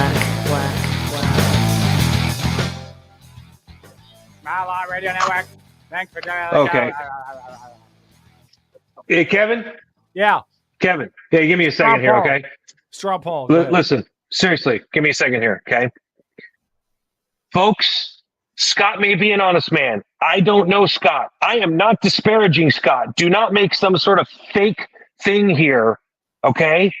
I am doing my part as somebody who does a radio show where we talk about issues. And I'm sorry if that's too much for you guys to wrap your heads around, but I'm in no way disparaging somebody that I don't know and I've never met. You're going to have to get over that. Build a bridge, folks. Build a bridge. Okay, go on, Kevin. Anyway, yeah, I can disparage people, Robert.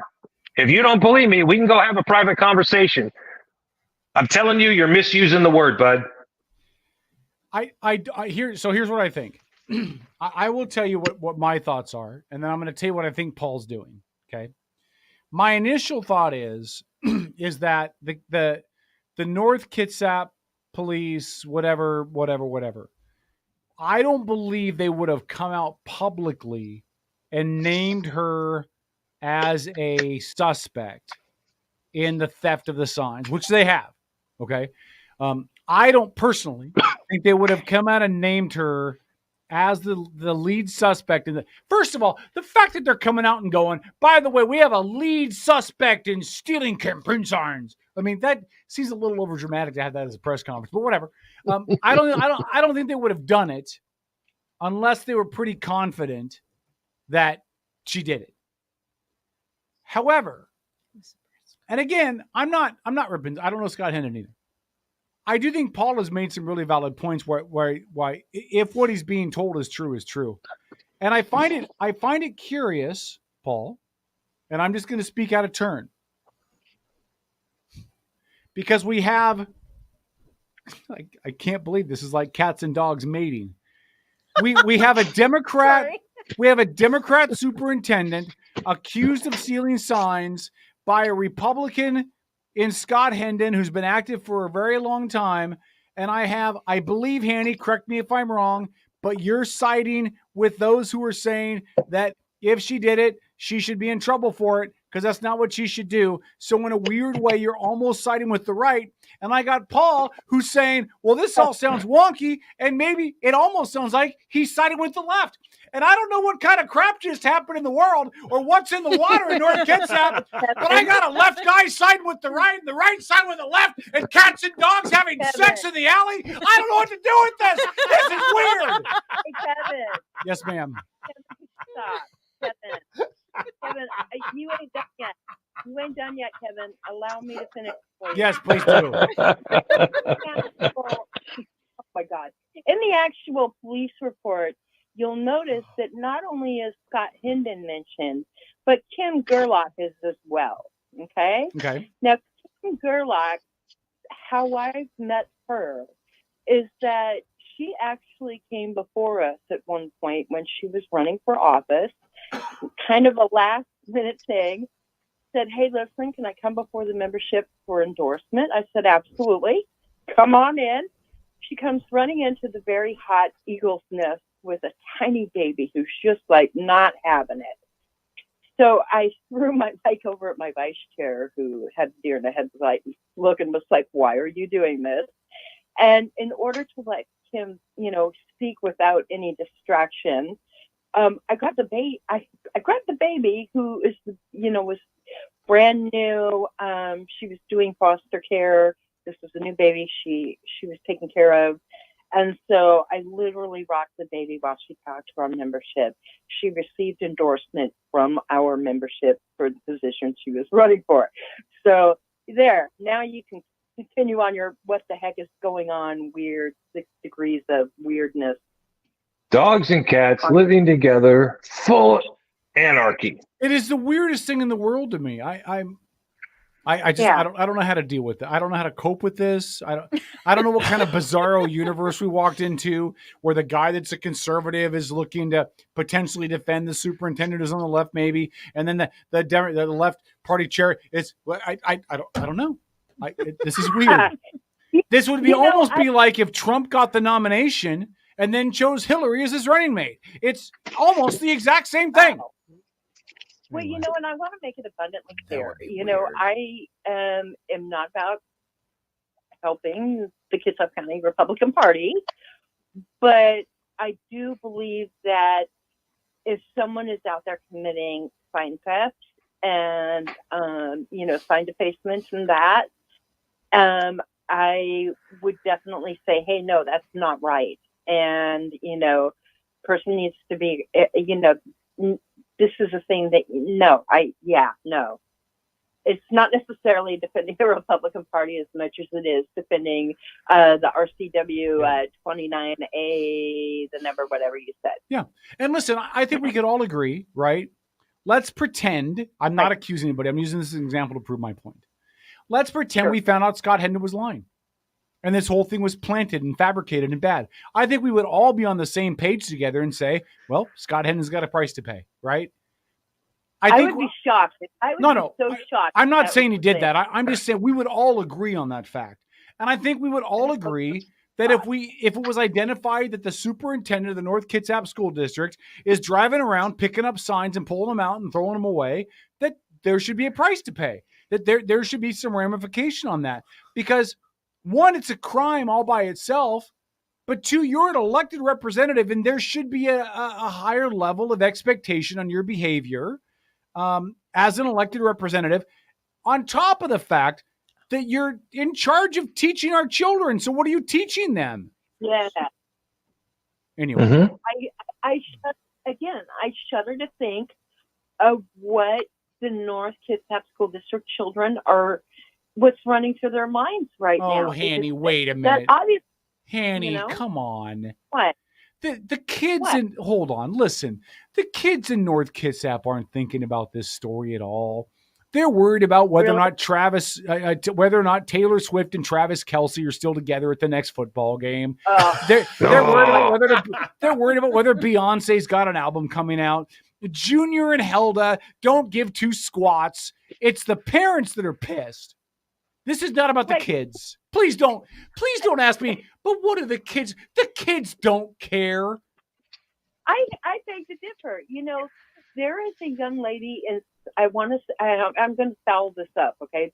And I'm really sorry to the person in question, but there is a young lady in Central Kitsap that writes and reports and interviews and is very engaged in local political things, and her name escapes me. But I mean, there are definitely people under the age of 18 who are, I believe, definitely interested in local political things. I was one of those kids at one time. Thank you very much. All right. You're welcome. Hanny, we love you. We would love to invite you back in studio anytime. Just reach out to Paul or I or Lori and let us know when you want to come in. We would love to talk for an hour or 3 with you about all things local. Doesn't have to just be Yes. about Signgate. I can imagine Evan standing out in front of the school board offices with her fingers up like Richard Nixon. I am not a thief. But listen, we'd love to have you on sometime. Just let us know, okay? Sure. I do talk about other things besides campaign signs, just to be truthful about it. Yeah. All right, well, let's have you in studio, okay? We love your face. Thank you. Take Thank care, you for Hanny. having me. You're welcome Bye, y'all. anytime. The great Hanny Baxter, Bye, she Hanny. is the county Democrat chair for the Kitsap County Democrat Party. She's been in that position for a while. She has her connection, she has her thoughts, all of that. And yeah, I don't understand her and Paul crossing streams like a Ghostbusters. Well, That's a little listen, weird. Kevin, we have a responsibility when we're doing this show to ask the tough questions, irrespective of the direction that they come from or anything else. So, when I've got somebody that's reaching out to me saying, hey, some of the details seem to be misconstrued or incorrect or whatever, it's worth asking the question. That's our responsibility. That's our job. Can I give you some props, Paul? In all honesty, can I give you some props? Is this a trick question? I don't know. No. Listen, you've taken Go some ahead. flack in the chat. You've taken some flack in the flack in the chat room tonight. And I'm just going to say this. It would have been very easy for Paul to align with his political ideology and say conservative good, Democrat bad. Okay? In this story specifically, it would have been very easy for Paul just to fall in line with his political ideology. And he didn't do that.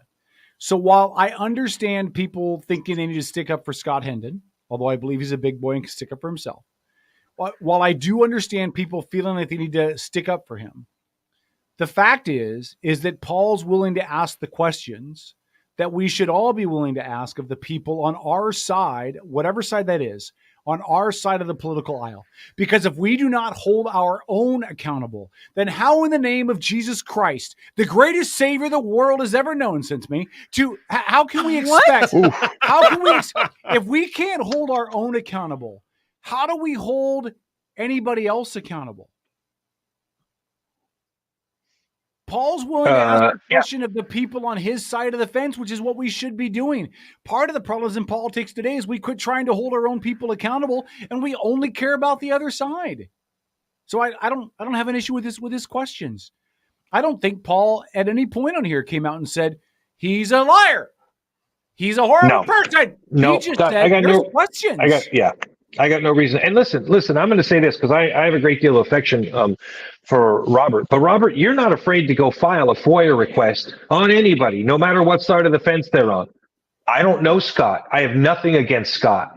But when somebody presents a question to me and there's a quote out of the newspaper that says one thing and it appears to be at odds with what I'm being told, it is well within my purview to then turn around and ask those questions. And by the way, I'm not for voting for any school board levy.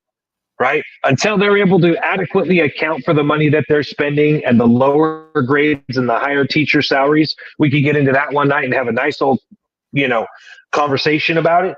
I would never tell anybody to vote yes on a levy. Sorry, that's just me. And I know how much that would bother my mother, who spent years working for the school district. Apologies, Mom, love you, but I wouldn't vote anybody that's, so even on this issue, I'm like, vote no on that levy, right? Make the school districts prove where that money is going and how they're spending it, making sure that they're using it wisely. So this is just an issue of, in this country, we are innocent until proven guilty. We are a nation of laws and not men. And so I do not believe we should be going around disparaging anyone until they're convicted of a crime. I'll really quickly, we got a minute before the break. Robert Yes, says, sir. why didn't you ask him onto the show and go to the source? Simple. Because I usually book guests, and my mother was in the hospital, and I did not have time to reach out for guests. Sorry. Hanny contacted us, and she wanted to talk about it. As much as I would love this show to be the most important thing in my life, I'm now navigating a successful relationship, and I'm a grown-up now, so I have priorities. But no, listen, if Robert, if you can help organize that, I'd love to have him on Wednesday. next Sunday, Christmas Day, Thanksgiving Day, my birthday, your birthday, next Tuesday. I don't care. We'll bring him on anytime. I would love to have him on. Tuesday? I'll do a show on Tuesdays. I'll do a show every day. Tuesday. All right. No, we'll you go to won't. Comedy You're in a Hour. relationship. No, you won't. Comedy Hour. Back after this. This is Outlaw.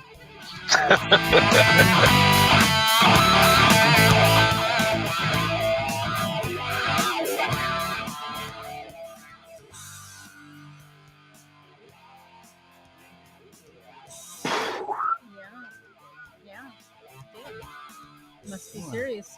Man, Must be serious. this song. Wait, play that bump again under us just for a sec, would you please?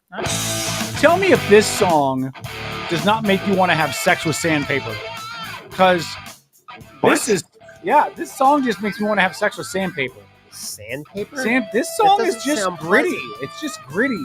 I like it. Feels like it hurts. It's gritty. It's not the vibe I'm getting from it, but okay. What's the vibe you're getting there, B girl? Sex with It's sandpaper just a good doesn't sound song. fun. Yeah. I mean, I like Remember- the guitar work, but Remember, aluminum foil is not just for condoms anymore. All right. damn. What kind of weird clubs are you part of? Well, I mean, I've heard I will the joke tell you- about saran wrap and a rubber band, but I mean, saran wrap and a piece of foil. That's aluminum foil and rubber band. No. Oof. There are Aluminum foil and days, rubber Kevin. cement. Oh. Well, There Paul, are days you worry me. Yeah, there are days, my friend, that you worry me. I'm in such a good place in my life right now. It's just disgusting. All right.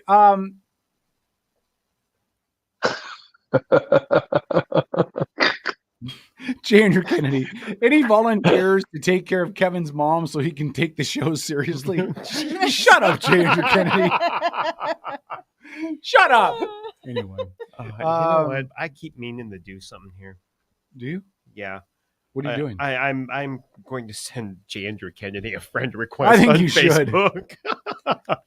By the way, I read this. We're not going to talk about it because there's no real story here, right? But the headline on CNN.com says emergency in 8 counties as storm pounds California.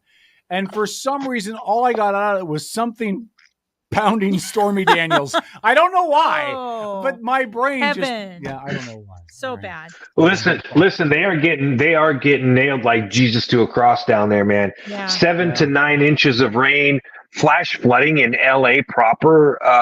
They're preparing people for it.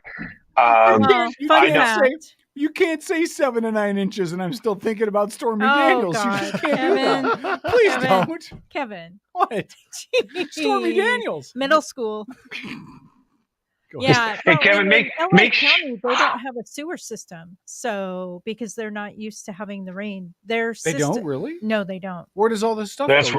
Well, they hardly get rain, so it just flash floods all the time. Oh, so they have a sewer system. They just don't have like for drainage for like stormwater. They have Stormwater regular, runoff. yeah. Sorry, So, they have like- a sewer system. Like they don't when have you a flush stormwater. when you flush Yeah. in LA, it's not going out in the street, right? I'm just making sure.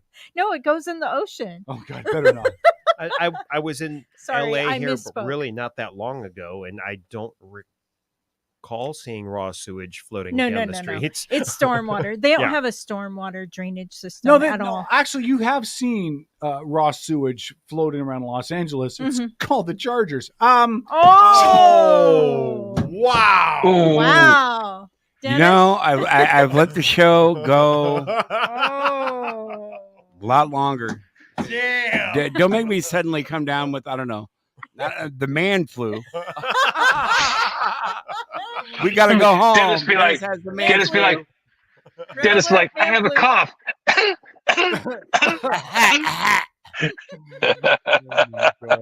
I'm sorry, Dennis. Let it I be just known that couldn't the pass woman in the room did not speak about the man flu. It was the men. That's right. Know your role.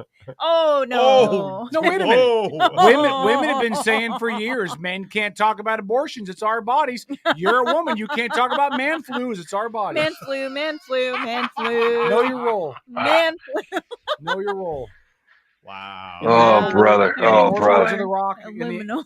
In the immortal words of the Rock, know your role and shut your mouth. All right. Oh. What?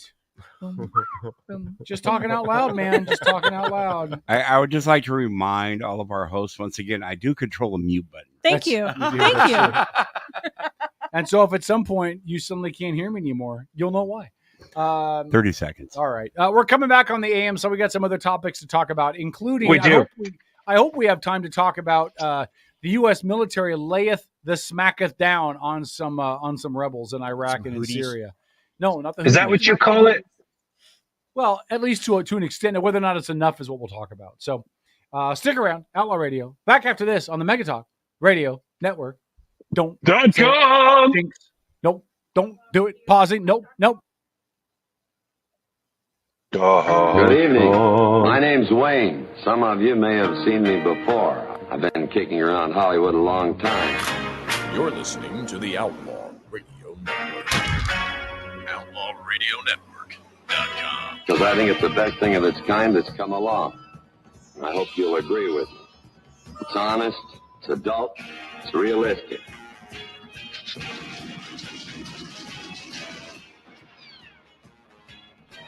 Outlaw Radio Network, ladies and gentlemen, to the millions and millions of former baby mamas that I have. I'm sorry, I'm off the market. I'm sorry.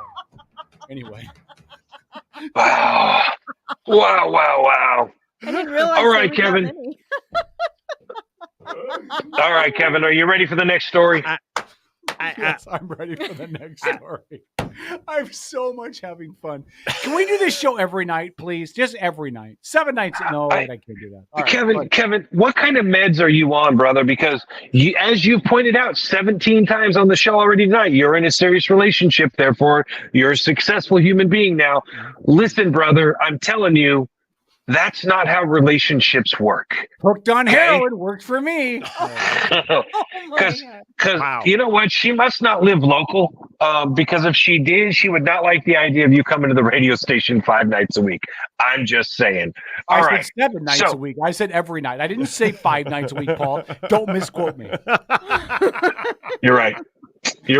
I apologize. I apologize. Okay. Eventually, Paul, I'm going to get in my relationship like you are in yours. Well, oh God, I can't believe I'm going to say this. Where she has to go out of town for a few days to get some space before she loves you again. So I eventually, listen. Eventually, my relationship will be that way too, because distance makes the heart grow fonder. Right, Paul? No. Remember, Paul. Paul, I'm sorry. No, son, it doesn't. I'm sorry, Paul. You that can was use mean. hand gestures, Paul. I'm sorry, Paul. That was really mean. I apologize. I'm Please really don't sorry. say the words, Paul. Just use the gestures. I'm really sorry, Paul. That was Kevin's, your good mom and dad gave you. Kevin's brain chemistry is a little goofy Altered? right now. There's all this extra dopamine floating around and stuff, and it's giving him weird moods. I'm tired. It's tired. Okay. It's been a weird day. Well, it was a weird day. All right, let's get to this next story while you're talking about nothing. You ready for this one? You guys are gonna love this story. I think the most interested person is going to be our engineer that's sitting behind the bulletproof glass back there. It's about weed. Great. Nope. Oh, you ready for this one? Dad loses custody for refusing to trans his son. This was A New York father has tragically lost custody for his son after he opposed transgender medical treatment for the young boy who has decided he does want to live as his biological sex. And how old was this little guy? Was he 9? Yeah. How can let me read it here. I don't want to get off track, Tom, but I'll get to that. How can any honest, objective individual argue that this is a decision made in the child's best interest? The Twitter account, 2 Genders, 1 Truth, summed up the heartbreaking story of the Hannons, that's their name, based off a UK Daily Mail article. Young Matthew Hannon's mother began taking the little boy to a transgender therapist when he was 5 years old. 5 years old. It is astounding. By the way, those last names are changed for privacy reasons. It is astounding that 17-year-olds are not considered mature enough to drink alcohol, but a 5-year-old is supposed to be capable of deciding to damage his body and cross-dress in pursuit of the fiction that people can change their genders. The worst part, according to 2 Genders, 1 Truth, Matthew's father, Dennis, didn't even know his son was being taken to the therapist. Matthew's mother and father were separated. And though Matthew's mother put him in girls' clothes from the age of 3, Dennis knew nothing about it, as the boy did not pretend to be a girl while with his father. Dennis accuses Matthew's mother of pushing their son to identify as transgender. I can't imagine why they separated. Can you guys? It's almost as if they were made for each other. When Matthew was still 5, his mother asked Matthew's school to change his name to Ruby and use female pronouns in an effort to socially transition him. Two Genders, One Truth explained, the image from the Daily Mail showed Matthew when he was being dressed as a girl. The little boy was recommended for puberty blockers before he was 9 years old.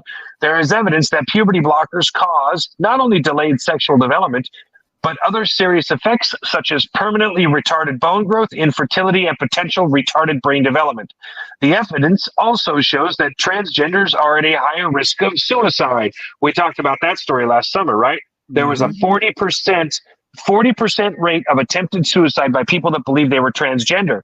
And the kicker of that study was that of people that had gone through with the transgender transformation, the suicide rate was still 40%.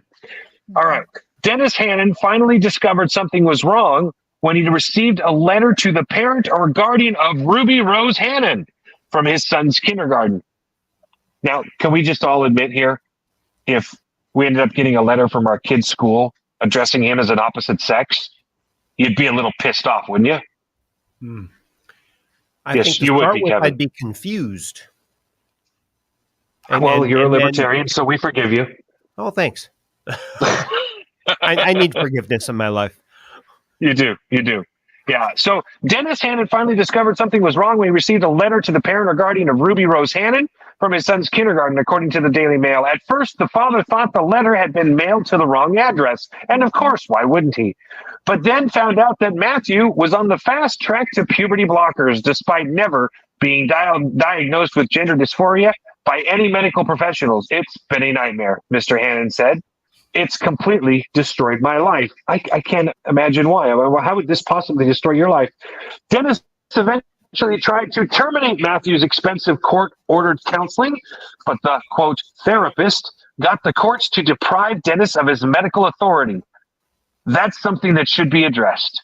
How does a counselor that you didn't hire somehow get your parental custody over your child's medical well-being overturned? How does that ever happen? That should never happen in this country. What's that, Lori? Because you're dangerous. I guess, huh? Yeah. Matthew's mother filed an enforcement of custody petition in 2020, referring to Matthew as, quote, they, them, and insisting that Matthew had long identified as a girl, even though Matthew wanted to dress and act like a boy. Not only did Mr. Hannon spend his whole retirement to lose his custody battle, he was ordered to pay the attorney's fees for Matthew's mother. Listen, this is how far we've gone in this issue, right? I think this is why people like Dennis, myself, this is why we push back so hard against this. This is a clear example of a father wanting his son to be his son and just be a normal kid. And then mama deciding, well, I want the extra attention that goes with having a transgender child. So I'm going to let my Munchausen's by proxy shine and tell everybody that my son's a girl, right? Because to me, that's exactly what it is.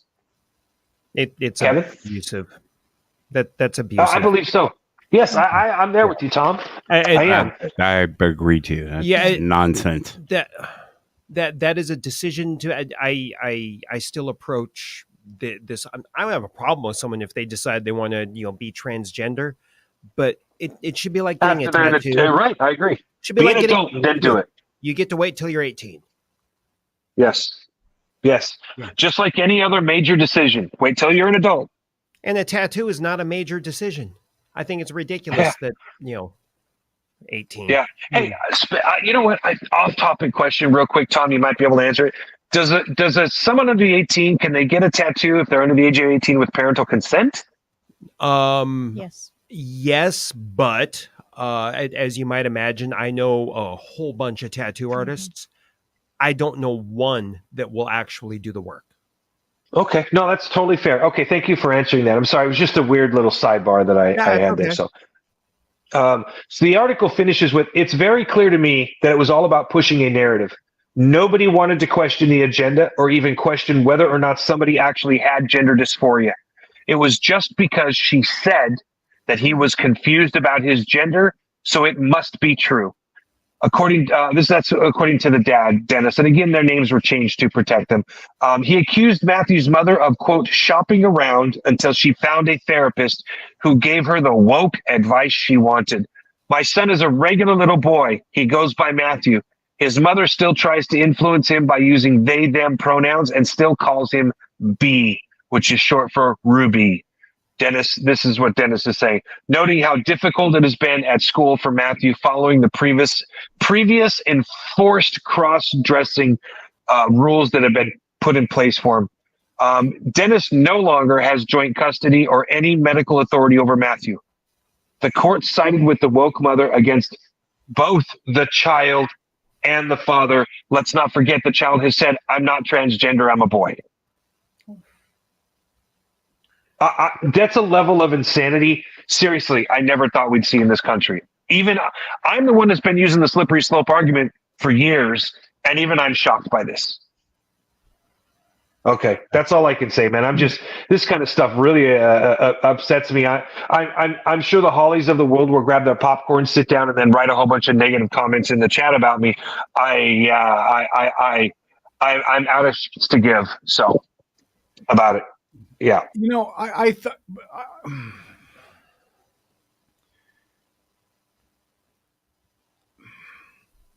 I feel like, Paul, that you know, like you talked about in the last one. I feel like there has to be more to this story. There might be. I feel like, I only have this story. There has to be some court involvement somewhere. There would have had to have been a hearing. There would have had to have been something along the way before all this started. All this that we've talked about. Because I think you have to be correct about that. I would agree with you. If we live in a society where a father's rights can be stripped away and terminated in regards to these types of discussions, and there isn't a court intervention, there isn't some kind of due process, there isn't some type of something, then we are really in crap. Kevin, haven't we started to see the beginning of that in this state, however? Oh, sure. I'm just saying. Yeah. So we're already seeing the beginnings. Yeah. Okay. Yeah. I'm just saying, in my brain, I can't rationally, again, you call it, what do you call it? Normalcy bias or whatever. I can't rationalize how that could ever happen. Now, logically, based on what we've talked about on this show over the last several years, I think my brain should be able to process it just fine because it's obvious it's happened. But my I guess my heart, if you want to call it that, says, God, there's no way this could happen, is there? I mean, there's no way we would take a father out of their kids' life and we would let somebody start transit. Now, this is in Britain, by the way. Yeah. No, it's in New York. This is a New York. Well, it's out of the. Is it a New York family? I missed that part, and I was the one reading it, so I'm glad you caught that. New York could be in England too, because York is. I mean, there might be a New York. Britain. Yeah, no, it's. Hang on, I just had it up. It's right here. Open up. But listen, the fact that New York father. The fact that could happen in this country should scare the bejeebies out of everybody, and I mean everybody. Should, Kevin. Whether you are a Democrat or a Republican, and before you celebrate the eroding of parental rights, I'd like parents to think about if the shoe was on the other foot, and you have a child. Now, again, I'm not advocating for this one way or the other, but I want you to think about this. You have a child that wants to be trans or 5 years old or whatever example you want to have on your little left side of the agenda, and you want to be able to help your child go from Randy to Ruby or whatever, right? But you live in Texas, and the state wants to strip you of your ability to exercise your parental rights. Now, I could understand why Texas might feel that way, but you wouldn't want that to happen. Why? Because you want to be a parent and enable your children and do what you need to do, what you think is right for your kids. So while you'd be pissing all over yourself because you're angry they didn't let you to do that, you really can't be mad because states are doing it the other way around on the other side. And if you can't stand up for the rights of parents on one front, you cannot support your own rights as being a parent on your front. You know what I mean? I do. I guess I would give a different analogy or whatever. If you're a family that is very progressive left, and you send your kid off to school and you get no choice in the matter that your child's going to take a gun safety class, they'd melt down. Yeah. No, Yeah, I just don't want. I don't want the government in that role. No. Okay. There's 3 places I do not want the government. I do not want them in our roles as parents. I do not want them in our bedrooms. Bedroom? And I certainly don't want them boardroom. And I certainly don't want them messing with my Pornhub account. Just kidding. I don't have one. Just kidding. I don't want the government making decisions. Now, I believe in overarching laws, right? You can't abuse children. Well, no duh, right? That is a clear law that needs to be on the books. Yes. But this idea of telling people how they can or cannot parent, what they can or cannot do, what the overextended reach that schools now have into our children's lives. The fact that, as I've talked on this show before about how my 17-year-old daughter can basically do whatever she wants to, including meth and fentanyl and amphetamines and whatever else she wants to, because the state has basically said, well, she's a minor, but you have no say. And so tonight, she's sleeping outside in this weather because I'm not allowed to do anything to stop it. And if you're a parent of a Democrat household, if you're a parent in a Republican household, if you're a parent in a libtard household, and that's fine by you, by libtard I meant libertarians. If that's fine by you, I know I was waiting for you to respond. Whoa. If that's fine with you, if you can look me in the eye and go, well, let your 17-year-old daughter sleep out in the streets in the cold and the rain and the awful weather and whatever predators that are out there that are going to try to use her in human trafficking or the sex trade or something in their van down by the river, and you don't have an issue with that, you're an effed up individual. Mm-hmm. You are an effed up individual and you need counseling. It's possible our kids don't need the counseling. Some of you need the counseling. And that's a fact. Go ahead, Tom. I think you followed it up well. I mean, like I say, you like to pick on my libertarian, sensibilities, but if we were to, you have sensibilities. Well, yeah. Don't you think? Yes, I do. I think you have a lot of sensitivities, Tom. A lot. And I think that's a wonderful thing. Yeah, I think that you're a very sensitive guy. You are a very sensitive guy. Yes, you put a lot of thought into how you feel about certain things. And you put a lot of thought into your conversations on this show. I give you a lot of credit for that. Oh, well, thank you. I try not to put emotion into it, though, because that doesn't get anything anywhere. I mean, it's like we've said before. For sure. For sure. That makes you a Democrat. Laws, not feels. That's right. Nation of laws, not men. We got one more. I know, Kevin, you had another topic you wanted to talk about, so we got one last short topic here for our next segment. So we can set that up now if you want. We talked about it briefly, and I'll have to pull up the information here in a bit so that we can talk about it again. But that is the law that is going to be coming here this legislative session. From the Democrats, may even be able to play the clip with our friend Travis Couture on News Nation, where he talks about this upcoming law. And I will say this, we always talk about how these laws affect people and they affect things. This is one of those laws that seems so, you're like, well, whatever, but it can actually have incredibly huge consequences for a lot of people. When you consider the things that it will remove and the fines and penalties, including jail time, that will be put in place if it is passed. So, this is a good one. Yeah, we have like 5 minutes till we get to the end of the segment, though, Paul. So we're gonna. Yes, I didn't figure you. I'm trying to set it up. That, and I'm Polish and can't read time. Okay. Well, so Paul, they have this thing that's called a clock, and when And when the I big don't have hand, one. hold on, I don't have one jack wagon on my phone or my laptop. Hold on. Listen, when the big hand touches the little hand, it's bedtime at Michael Jackson's house. Oh, well, Wow. I'm glad You went down you that went well, there. huh? Yeah, it's not someplace I was choosing to go, Kevin. But I mean, you are in a new relationship, so that does change your perspectives. Hey, listen, I'm going to tell you right now. I am a. What's his name? I am an equal. I am an equal opportunity offender. We believe you. Okay. We do. We believe you. Just checking. All right. I later in the next half hour or two, we'll get our Super Bowl picks out of the way. Oh, we should do that. Yeah. Yeah, we haven't made those yet. I have some prop bets that we'll pick as well. So a lot of points still out there. Anybody can still win. Taylor Swift. Do you guys feel that is? Look, every time I see people talk about that, I'm like, it is such a made up controversy. I'm sure some people. I'm sure.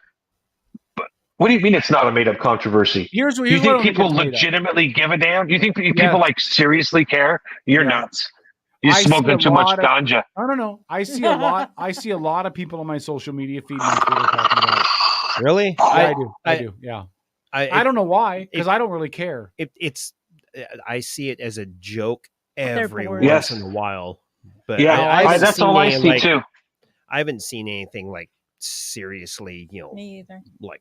Everybody I've seen talk about it says the same thing, man. They're like, I'm tuning in for the football game, not to see Taylor Swift. And you saw her for 25 seconds, dude. Yeah. Exactly. Okay. That's how I feel about it too. But that's it. But that's the end of the conversation. That's all they say, and they're not carrying on about it. You know who's carrying on is the other side. The left is carrying on about it. It's like they found something to glom onto, and that's what they're doing. They're turning what people were basically whining a little bit about and turning it into this controversial thing. And there's just nothing to it. Well, yeah, I don't agree with you. If you go to like Frank Aquila, good friend of the show, we'll talk with him next week. You mean the week after? 2 weeks. Or 2 weeks, sorry. And I'm not knocking him at all, okay? But Frank is a pretty consistent conservative dude, right? Active in the party, all of that. He is posting constantly about Taylor Swift and Travis Kelce. Why? Now, I don't believe he is indicative of every Republican. That's not why I'm saying. But there are pretty vocal people that have made this into Travis Kelce supports the vaccine. Taylor Swift is silently behind part of Joe Biden's reelection campaign. I mean, there's all this innuendo crap floating around that the people are doing. And frankly, how awful is it that we have a attractive woman and a successful guy in love, and everybody gets to watch them be in love, and who cares? But some people can't handle that, and they want to make it political. So, hold on, we'll talk about this a little bit more on Facebook, and then we'll get into that other topic after that. It's Outlaw Radio Network.com.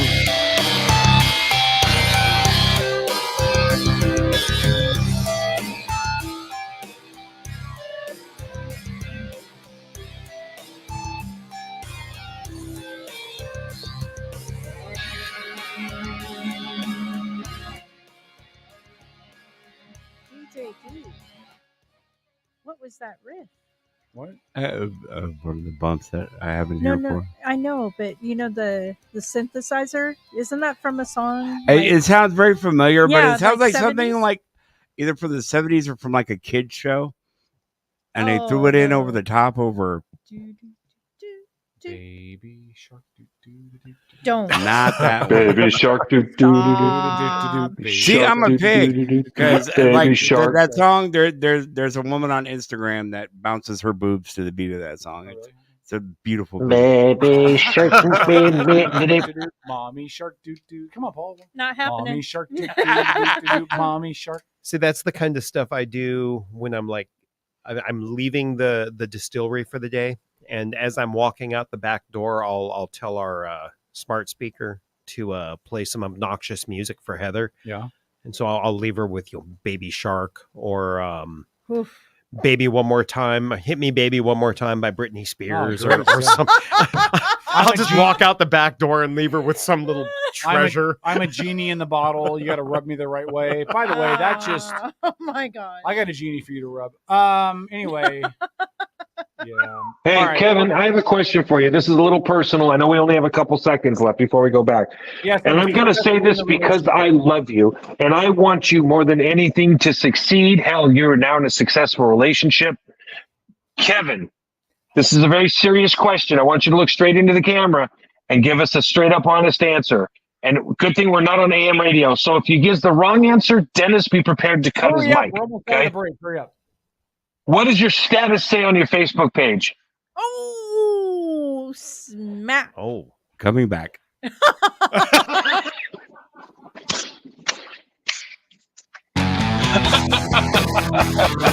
is Spike Cohen, the reigning and defending Libertarian vice presidential candidate, and you're listening to the Outlaw Radio Network.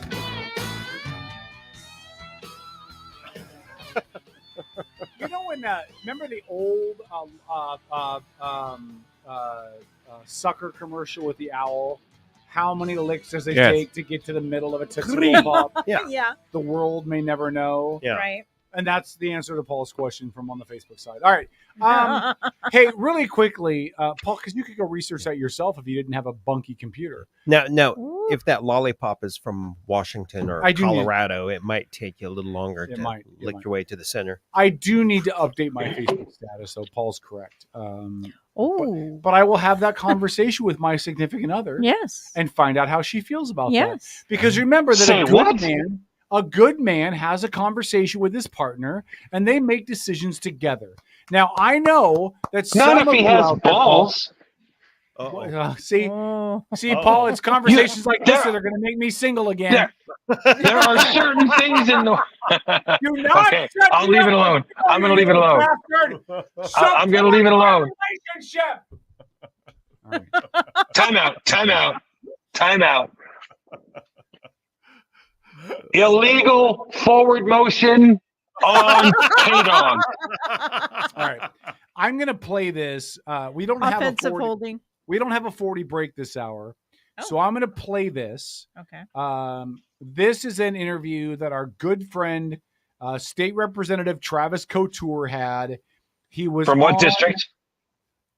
The 35th. Yes, all right. He was on News Nation to talk about this bill. I'm going to play this entire thing. It's about 2.5 minutes, but I think it really importantly sums up the issue. And I'm going to play this, and then we'll get everybody's thoughts. I do want to, if Travis Couture is out there, I'm tagging him right now. Oh, tag him right now. And then ask him, you could be on some national cable news show, but not on Outlaw. Whatever. All right. Okay. So I'm going to share this. I'm going to share this clip. I love you, Travis. Nut. By the way, I will say this really quick. I shared my story about my daughter and what's going on with 4 representatives, none of which reached out to me afterwards. Wait, I reached out to 2 of them.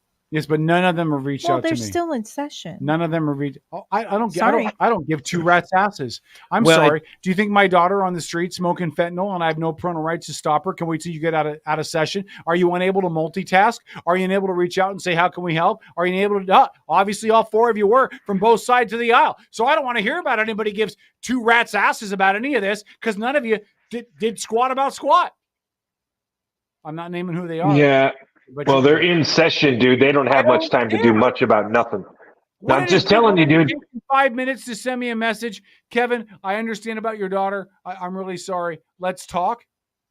I'm just telling you, you should change your expectations, brother. That's all. I know. I should change my expectations. You are in a relationship now, so yeah. Change those expectations. I'm I hate you, I swear to God. Just hold on. I'm trying to find that He clip just now. sent it to you. All right. Oh, I got it. I'm bringing it up in my share feed page because we're going to share this in the feed. So here we go. This is State Representative Travis Couture from the 35th District. talking about a new bill that is being debated in Olympia. Here you go. Seattle just hit a record with homicides, 3-decade high, but rather than fix the pressing issue, Washington State wants to tackle something else. They're outlawing gas-powered leaf blowers. They'll give you jail time for using one. Representative Travis Couture joins us right now, a Republican who I'm thinking is against this. They weren't kidding, right? This is real. This is definitely real. Okay. And here's my question. Is this a law they're going to enforce in Washington State? Because at least in Seattle, there's a lot of laws they have they don't enforce. So maybe what's the difference? Well, I mean, they would seek to enforce it. They want to have a $10,000 fine and a year in jail. So they won't put any other career criminals doing fentanyl on our streets or shooting up anybody in prisons or jail in Seattle or in Washington State, or even let cops chase anybody. But if you fire up your gas-powered lawnmower, leaf blower, or chainsaw, they'll throw you in jail for a year and slap you with a $10,000 fine. All right, so leaf blowers, lawnmowers, chainsaws, log splitters, pressure washers, stump grinders, wood chippers, and snow blowers, if they are gas-powered. I'm thinking I maybe I understand if you have like a little lawn inside Seattle, in downtown Seattle, it takes you 10 minutes to rake or use a leaf blower. But how is it with a chainsaw? How are we going to cut down all the trees and the timber companies and the fire departments that have to get through roads where there's big Washington State trees that have fallen on? I don't get it. Hold on, let me just say this. I love Travis Couture, but this guy doing the interview sounds like a dumbass. Oh, Well, he's I'm glad you horrible. asked that. My district, the 35th district, is one of the biggest timber districts in all of Washington State, which means it's also the largest sequester of carbon in Washington State. And chainsaws under 25 horsepower that this bill would basically ban in the next 2 years. We rely on those things to cut down those trees to sequester that carbon, and then also have sustainable natural wood products. So it's an attack Good on answer. the timber industry. It's also an attack on people's freedom of choice. Mm-hmm. Well, and probably an attack on a lot of people's livelihoods, too, who work in the timber industry and everything else. Hey, we got to run, but thank you. We're going to follow. Let us know if this passes, all right? All right, thanks. Will do. Thanks for watching. All right, Paul, I'm going to let you take the lead Yeah. on this, and I'll be right back. Yeah, listen, I hope everything comes out all right in the end for you, Kevin. Either that or go call your girlfriend, let her know you'll change that status for her. Here's the thing. This is another one of those bills Democrats are putting forth without any thought process about the unintended consequences. Like, I don't know how many tools Tom uses in the course of his construction business, but I know in the course of mine, I have a gas-powered chainsaw. I have a gas-powered leaf blower. I have a gas-powered pressure washer. I have a gas-powered fence post auger driller. I'm jealous. Right? I'm jealous. I have a gas-powered paint sprayer, commercial paint sprayer. There are plenty of tools that I use on a regular basis. And by the way, that doesn't get to the entire industries that would be just devastated. Mm-hmm. Absolutely. The one Travis brought up, the timber industry, right? Arborists, how are they going to go up there and cut down dangerous trees that are hanging over power lines or maybe hanging over somebody's house? Oh, just if you have a tree, loopers. That's right. If you have a tree that falls on a house in this state, which happens every time we have a windstorm with the winds out of the north, trees fall on houses. How are you going to go in there and get those people out and be able to fix their house if you can't use a damn chainsaw? Yeah. So let me say two things really quick. First of all, Paul, zip it, Sparky. Yes. I was Sorry. getting a phone call from my mom for an update that she finally got moved to a room. But thanks for your sense of I believe humor, you twit. That's awesome. Secondly, he's bitter about the status thing. I told you guys. Secondly, hold on. I want to put this in greater perspective, Paul. Mm-hmm. Yes. In New York, four illegal immigrants assault 2 cops and beat the crap out of them. Yes. And we want to hold a higher standard to somebody in Washington State who uses an electric chainsaw or an electric leaf blower than we want to give the people that are beating the crap out of cops. Yeah, great point, Kevin. Great point. How in the hell is this even passable in this country? Go ahead, Tom. What? Go ahead, Tom. Did I said go ahead? Tom. I'm Tom. Go ahead. I'm trying to formulate the thought. I mean, what does this do for the Department of Agriculture? You know, I mean, the people that use tractors, et cetera, to keep us, or are we going to insist that tractors and combines all go to electric power now? Oh, they've been Yes, trying for a long Tom, time. that is the goal. Yes, Yeah. that is the goal. And listen, I had this conversation with Kevin earlier today. If you've ever used, like I have a bunch of battery powered tools, right? Well, some of those battery powered tools, for the sake of convenience, I also have gas powered tools. Why? Let's choose my weed eaters, for example. Okay. I have a battery powered weed eater, which if the grass is over 6 inches high, it won't freaking cut down.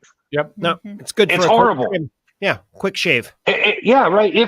Right. And I mean, to your point, really quick. And it was a waste of money. I wish I'd never bought the thing. It's literally worthless, right? And I live on property. Granted, it's only a few acres, right? But I'm constantly clearing, whether it's blackberry bushes or whatever. Like, how am I supposed to just keep my property clear if I'm having to go out there with a pair of hand shears and cut back, 50 feet of blackberry bushes? Instead of it taking me 2 hours, it's going to take me 2 weeks. Yep. And listen, I'll give you an example. I have a very small backyard. And I have a battery operated Ryobi lawnmower, right? So a couple things about the Ryobi lawnmower. The battery life on that thing sucks. I cannot mow my very small backyard on one standard battery. I bought a expanded life battery, and I can do it now. But this is a very small backyard on a standard life battery, won't cut it. And secondly, if I miss mowing the lawn, then that battery doesn't depreciates its life exponentially if the grass is higher. So now if I miss it for a couple of weeks and I try to go mow, I might get through a third of it on the expanded battery because the grass is higher and it uses more battery life to go through it. Now, you might be saying, listenerville, well, mow your lawn every week, that won't be an issue. That's not always possible. But not even that. But I got a very tiny yard. Most people have bigger yards. And they have to mow those bigger yards where you can't use okay, we'll bring him on in a second. You can't use we have a caller on the line. We'll bring him on in a minute. I believe it's the one and only Travis Couture. When Stendis gets back, he can plug him through. You can't extrapolate battery life into people that are doing even normal care on their home, let alone people like you, Paul and Tom, who are doing work all day, every day. And the average lifespan of a rechargeable battery is 15, 20 minutes. How are you going to work? Longer than that. You think it's longer than that? Yeah, average recharge, like for... No, usage time. Oh, usage time. Usage time on a rechargeable battery is 15, 20 minutes. Yeah, it depends on the tool. Yeah, it depends on the tool. Yeah, right. For sure. So let's say on average, 15, 20 minutes. How are you going to have people out there doing their job if their battery life is 15, 20 minutes, and then they got to charge their battery for an hour or two to get it to come back? You're gonna make them transport out to the job site, 8-hour day, 15 minutes per tool. That's 4 batteries, 32 batteries. Especially when batteries are anywhere from $60 to $120 a pop, depending upon the brand. Think about that. Do we have it ready to go? Yep, he's on. Ladies and gentlemen, he'll go on national televised interviews before he'll come on the show. But it's Travis Couture. Hello, Travis. How are you? Don't pick on Travis. Be nice. Hey, how's it going? I got to give Travis a hard time. We love Travis. I might have called in sooner, but I had to charge my battery powered lawnmower. Travis, before we go too far, answer a question for me. Where is this bill in the flow of bill passing, whatever, right? Like there's a proposition and then committees and all that stuff. Where does this bill lie? I'd have to check into it, but I'm actually pretty sure it's dead. So yay! Praise God! Good. See, Travis, that's the ultimate power of the minority. Is sometimes if you bark loud enough, they just won't do the stuff. So, Wait, it just seems so poorly thought through. It's like it was introduced by someone who's I don't know, never held a gun? manual job. I'll tell you a secret. It's not that much of a secret. The prime sponsor of the bill, Amy Wallen, she actually owns a car dealership. And so, yeah, I think that's hilarious. Yeah. But, so, I mean, I was actually on, before I did that Newsmax thing, I was on Ari Hoffman's show going off about it. And I brought that up, and he thought it was hilarious. That here she is selling gas-powered vehicles while trying to ban the small gas-powered engines. Travis, Good Lord. the state representative out of the 35th district and friend of the show, no matter how much crap I give him. Travis, I have an idea how to keep these bills from going anywhere. Can you just attach a rider to every one of these bills that basically says, no, that's cool, that's fine. But if you are if you vote in favor of this bill, you're required to attend any events. You can't use a gas powered anything to go to any events. So that means no car. That means if you're going to Eastern Washington, you can't fly because there's no electric airplanes. Would that rider? I think that rider would make sense, wouldn't it? If you're gonna vote affirmative for the bill, no gas powered nothing for you. I was really hoping that it would make it to the floor so I can get to do stuff like that. But, I really wanted to just seclude it to Bainbridge Island. And, right. They would love it there, right? And Yeah, so, but Travis, that'd make it so much harder to clear cut Bainbridge Island. Man. Travis, let me ask you this. This seems to be, you tell me if I'm way off base here, and I'm totally showing my bias. But in my opinion, doing this radio show for over 23 years, I have found that Democrats more often than not put forth these bills just like this one without any forethought about the actual long-term consequences. It just seems to be becoming a very normal, like, damn the torpedoes, full speed ahead, we're going to save the planet kind of idea, right? Are you finding that there's a lot of this going on at the state level? Oh, absolutely, all the time. And what's even crazier about it is, well, they actually took the idea from California. That's where they got that idea from. And on top of that, I just found it really extremely hypocritical that you could do a year in jail for firing up your gas-powered lawnmower or your chainsaw under this bill. But if you smoke fentanyl and blow it in a child's face on the streets of Seattle, you won't even go to jail. And it's just a total divorce from reality. And that's kind of the theme of this session and frankly, the last session as well. It's not even left versus right anymore. It's just who's normal and who's insane. That's what it really is. Well, Travis, I don't know if you heard earlier when I said it, but just consider the contrast, right? In New York City, a group of 4, it doesn't matter to me that they're illegal immigrants or not, but 4 people attack and assault and beat the crap out of 2 police officers in New York City. And they get released on 0 bond.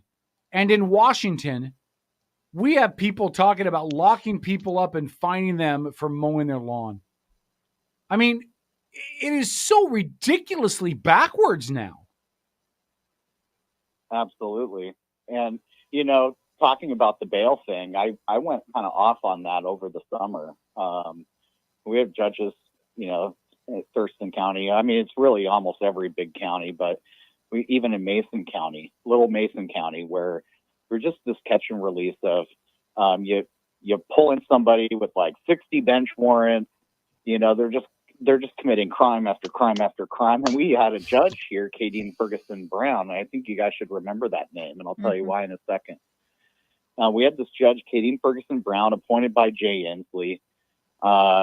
She went to like some weird law school in like the UK or something like that, and then came here as an immigration lawyer. And then all of a sudden she was woken up. So Inslee appointed her to the Superior Court here in Mason County.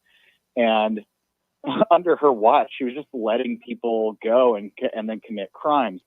There was this guy, Elijah Gossett. He's a local guy here in Shelton, you know, bartender and stuff. Really good guy, plays guitar and does bands and stuff. And well, his girlfriend went unhinged one night, this gal named Chantel Peterson, and went and shot him in the face 7 times.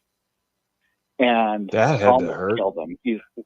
He's luckily still alive today, although, you know, wounded for the rest of his life. Essentially, he's, you know, tried to recover. Well, they bring her in on aggravated assault, right? Which is pretty close to attempted murder, right? And the cop and the prosecutor say, please slap $500,000 bail on, right? Mm-hmm. Well, you only actually have to post 10% of whatever the bail is.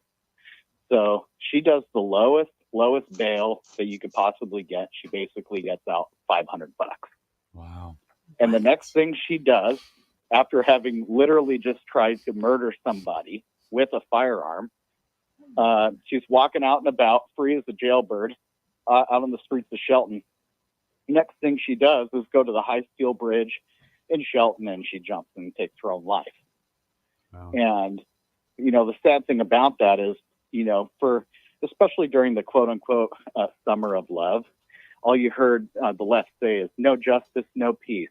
Well, you know what? Right. With judges like this, there is no justice and there is no peace. So mission accomplished. And that's the sad thing. And we have people in Thurston County who were getting, you know, first-degree rape of a child and no bail, or high-speed pursuit away from a police while drunk, you know, evading police, running from them, you know, smash and grab, just no bail whatsoever, just let them go. And it just goes to show that we've got a lot of work to do in our entire criminal justice system. We don't have enough cops. We have the lowest per capita police in the entire nation. We're actually 51 out of 50. That's how bad we are in Washington State. And if you're in the 35th district, like me, you actually have the lowest amount of police per capita in Washington. So literally my district has the least amount of police on the roads per capita in the entire North America. No, admittedly, man, Belfair, Shelton. Yeah. I don't know, man. Travis, listen, we're coming up to the end of the show. Can we reach out? Can we get you to come? I know you're in session and all that, but can we get you to come on sometime and spend some time with us? And I'd like to spend like 3 hours with you, honestly, because I feel like there's so much crap we can go through, so much stuff. Aren't you in a relationship now? Yeah, I am in a relationship now. Paul, shut all right, up. Just checking. Hey, Travis, I'm a big kid now. Anyway, listen. Can we try to get you on at some point and we'll spend a show together and we'll just start breaking down this stuff from taxes to funding to the ferries to the police to the kids to the fentanyl to the homeless to all of this stuff and just rip into it for a whole show? Especially after the session. That's going to be a depressing show. I don't think it'll be a depressing show. I think Could Travis be a drinking game. Travis is going to have answers. Yeah. I think Travis is going to have ideas how to fix it. And then, absolutely, I'll come on. Okay. All right, I'm going to hold you to it. Will you do me one favor before you leave? Yeah. And Dennis, make sure we're recording this. Would you please congratulate me for being in a relationship? Kevin, congratulations for being in a relationship, and I hope that it goes the best that it can go. I love you, Travis. Go through it. See, now I'm using this show to aggrandize myself by having state representatives say, finally, Kevin, you're not a loser anymore. Great job. Thanks, Travis. We'll have you on soon, man. I appreciate you. Thank you, Travis. Thank you, Travis. There he goes. Travis Couture, friend of the show and supporter of my new relationship.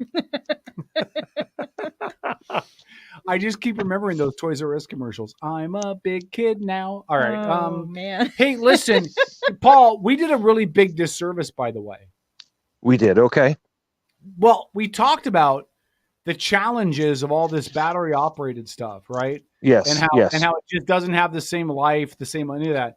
You know, the one person we didn't ask about battery operated was Lori. And I feel like we should have given her a little more credit and a little more say on her area of expertise. So, Lori, do you have any thoughts on how battery operated things just don't work like they should? Well, the issue's dead, so we don't need to worry about it. Well, I don't know. Are you using gas powered toys? Is that what you're telling me? Start that sumbitch up like a chainsaw? Is that what you're saying? All right. It has a ripcord. It depends on him. Anyway, all right.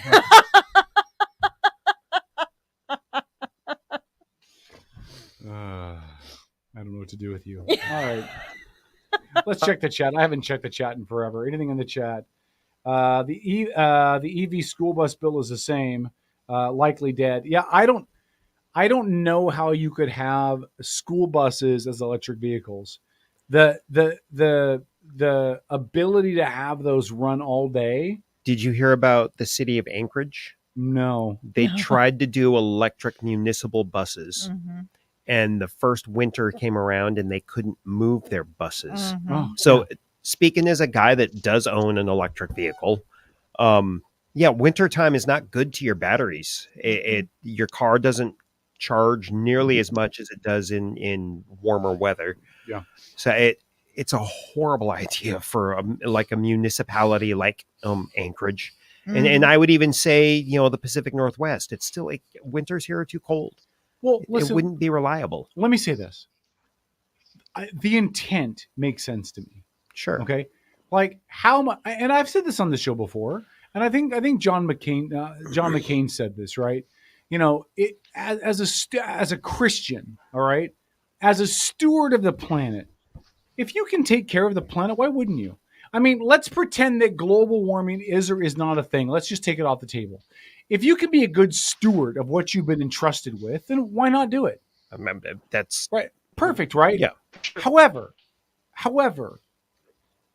you are asking society to embrace a technology that is not ready for you to embrace it yet. That's true. That we do not have a power grid that can cover it. You want proof? Look at California, where they have roaming blackouts because they don't have a power grid that can support the population. And you're going to say, charge your cars off the same power grid that already can't contribute to the population that it's currently being asked to serve in the capabilities it's being asked to serve. And you want to add charging your cars to it. And what are you going to do when you can't charge your cars because the power grids can't cover it? You're not going to get to work. You're going to have going to have an emergency where someone needs to go to the hospital and they die. I mean, can I just suggest, Kevin, the other aspect of this is that I don't think there's any way in 5 years we're still talking about electric cars. Like, they're not the future. Toyota is already mass producing for sale vehicles that run on water, man. Water. Yeah, hydrogen cell. Yep. Yeah. Why are we still talking about electric cars when they are making cars that run off of water? Anyway, have you heard about the auto industry at large? Ford. I know Ford was one of the makers. I'm trying to remember one of the other manufacturers, but they're pulling back on the whole EV thing because it's just selling. They are, and if you talk to one of our good friends on the far left who wants to save the planet Earth, if you really want to send them into convulsions, and something that looks, quite similar to either a stroke or some other medical condition, simply explain to them the damage that it's doing digging for things like cobalt and the child slave labor that's used to go find that stuff. Yeah, and the amount of carbon that's put into the atmosphere making these batteries. It's just as bad as fossil fuels. It's just different. Yep. Let me read this to you. This is off the Toyota website. Yes. Okay. Hydrogen-powered vehicles don't need charging like an electric vehicle. You refuel them with a hydrogen gas pumped in the same safe and convenient way that you would fuel a conventional gas or diesel car. Filling up takes about the same amount of time too, about 3 to 5 minutes. I mean, I get that people want to do electric because they think it makes it feel better, but the technology's not there. Mm-hmm. The grid is not there. And what we're seeing, Paul, and this is why we keep talking about it, I really believe this. Inslee and other Democrat leaders across the country are pushing for what? we want to increase our ability to charge electric vehicles. We need more electric vehicle charging stations all over God and creation. Mm-hmm. They're going to spend a whole bunch of money on all this electric stuff and then use that as the reason why they push it. And I would not be surprised if you saw Democrats try to stop hydrogen vehicles for that reason. Oh, no, we don't. We just put in all these electric charging stations. There's no, get rid of the hydrogen stuff because we just spent billions of dollars building these electric charging stations, and we need to justify the cost that we spent. When in reality, the costs were screwed, and they never should have done it in the first place. Well, and let's add one more part to that, right? Now, I could be mistaken about this. Tom, you're much more intelligent on these layers than I. But if memory serves, didn't we learn in chemistry and physics that water molecules can neither be created nor destroyed? No, you can break down a water molecule. What do you break it down into? So you can you pass an electric current through you pass an electric current through water, and it breaks down the water into hydrogen and oxygen. Right, but the molecule. So top of the hour, by the way, Dennis. That's what I just said. Nobody listens. Dennis just said that. Yeah. I'm sorry. I was researching the mileage on a hydrogen. Anyway, my only point, Tom, was that with regards to using water as a fuel source, you're going to no matter what you do to those water molecules, they'll eventually always end up back as water molecules. If I'm understanding what I read correctly. Yes, after it goes through the combustion. Yep, after it goes through the combustion process, your exhaust is pretty much water. It's water vapor. Yeah. Quick question: is it creating water? Or is it you're breaking the water down into hydrogen and oxygen, and in their independent states, oxygen's an oxidizer, and hydrogen's a great fuel. So we're just recycling. So all you're doing is breaking it down, combusting it, and the process of combustion is turning it into steam. It's going let me read this to you. And then it goes back to water. So let me read this to you really quick too. A car with a hydrogen internal combustion engine can achieve an average of 62 miles per gallon. Per gallon of water or per gallon of hydrogen? Fuel. Per gallon of fuel. So a car with a hydrogen fuel cell can go 152 miles on 1 gallon of hydrogen gas. Okay. A car with a hydrogen internal combustion engine can go about 62 miles on 1 gallon of hydrogen gas. So if you had a vehicle, like I got the Jeep, best vehicle ever, Paul, suck it. I got a Jeep. I think it's got like an 18-gallon tank or a 16-gallon. I think it's an 18-gallon tank. Hey, Kevin, no, you're right, man. And Jeeps are great. Do you know where the word Jeep came from? Where? The little character on Popeye the Sailor Man. I didn't around going, Jeep, Jeep, Jeep. Okay, go ahead. So if I'm getting 152 miles per gallon, imagine that times 18.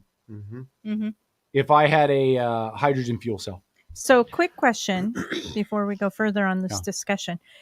The assumption is the water has to be fresh water versus salt, correct? That's a good question. How are we at the desalinization process? Oh, we can desalinate water. That's easy. We finally have perfected that technology? We perfected that a long time ago. I mean, why aren't we using it more? Because we're stupid. It's work. But listen, I can desalinate water with this right here. Yeah. I can desalinate water with my still. Filter, The problem with desalinating water is then you start to mess with the ecosystem, the environment, the oceans. I think people are very hesitant to screw with the oceans because of the entire environmental balance. But if we're going to a water type based fuel, where are we getting the water? I mean, Earth doesn't have. But it's not a water-based fuel. It's a hydrogen-based fuel that then that ends up with water as its exhaust. Right, but water is going to be your primary source of hydrogen also. Right. Yeah, because it's cheap and the best is right there, and it turns back into it anyways. Yes, you're not actually using it. You're borrowing it. I mean, you're borrowing it. Thank you. Yes. Yeah. It's not like, as you called it, fossil fuels. By the way, oil has nothing to do with fossils, just so we're clear about that. Well, fossil fuels was a misnomer from the 1950s. Yes, it was.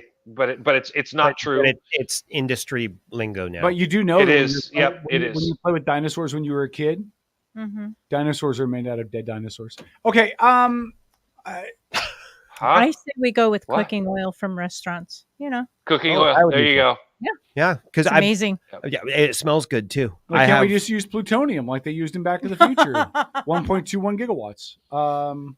That's a movie. 88 miles an hour. gigawatts. You're gonna see some shit. That's right. All right, really quickly. Dennis fucked up. Dennis fucked up. He swore on air. No, we're at top of the Facebook. hour, Paul. Yeah, I know, guys. I'm looking at the clock. That was a joke. I'm just All right, kidding. let's do our picks really quick so we can get out of here. All right. Everybody's ready to kill me. Paul swore. Oh, you fucker. Okay. All right, Paul. I'm going to let you pick first. You ready? The Yes. over/under of the Super Bowl, and Dennis, you have Yes. music, you can play it. The over/under of the Super Bowl is 47.5 points. So over/under is the total amount of points scored between both teams. Over. Do you think it is over or Over. under 47.5? Over. Over. Over. All right, I think under. Tom. Under. Dennis. What was the number? 47.5. Under. Under. And Lori. This is Under. why Paul wins it every year at Super Bowl time. You haven't won it in years. What are you talking Yes, about? I did. You go back and check, brother. I won it last year. Came back in the Super Bowl. Just like a Republican to live in the past. All right. And Raider fans. And Raider fans. I mean, Charger fans would live in the past, but even that doesn't even include a championship. All right. AFL championship count. Oh, does it? Ouch. Which team will have the most penalty yards? I got to pick first. I'm going to go San Fran.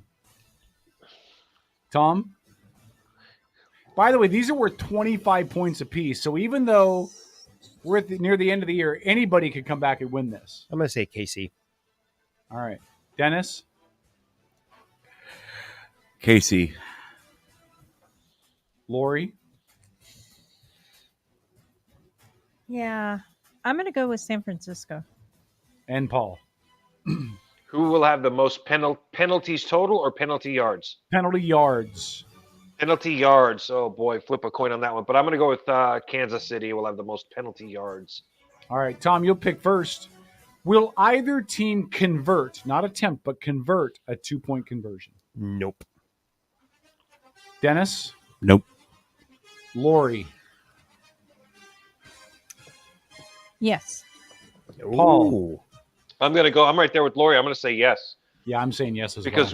Because one of those teams is going to need that 2-point conversion late in the fourth Balls quarter. to the wall for the Super Bowl. Yeah, that's right. Both those coaches like to take a little bit of risks. Yeah, they do. Yep. All right, Dennis, what team's going to have the most passing yards? Wow. That's a loaded question. I'm going to go with Casey. Okay. Lori? Pat Mahomes. All right. Paul? We know here in Seattle that defenses always win. San Francisco's got a pretty good defense. I'm going to go with San Francisco. You think they'll have the most passing yards? Yeah. He thinks their defense. I'm going to go with Sam. Yep. I'm going to go with Kansas City. Sorry, Kansas City as well. Tom. Yep. Yeah, I think Mahomes is going to outthrow the kid. Fair enough. Lori, which team will have the most rushing yards? Oh. I'm going with San Francisco. Paul. Christian McCaffrey is a stud. Yeah. I knew the moment the minute San Francisco signed him, I knew we were screwed as Hawks fans. Yeah. Rushing yards, I'm going to go with San Fran. They got a much more. Yeah. Look at that white boy go. Ain't seen a white boy run like that since Poland, 1939. Okay. Play All that right. funky music. I'm going with San Francisco as well. Tom. Yeah, I agree. McCaffrey is an animal. Mm-hmm. Dennis. San Fran. All right. Now here's a question I just added because I think it'll be fun. How many touchdowns does Christian McCaffrey have in the Super Bowl? I will tell you, he averaged more than one touchdown per game during the regular season this year. Mm-hmm. He was a beast. Mm-hmm. Paul, you'll pick first. Oh. How many TDs does Christian McCaffrey have in the Super Bowl? 3. 3. I'm going to say 2. Tom? Yeah, I was thinking 2. 2. Dennis? 2. And by the way, to get points on this, you have to be right. You can't be the closest without going over. None of that stupid Price is Right crap. Lori?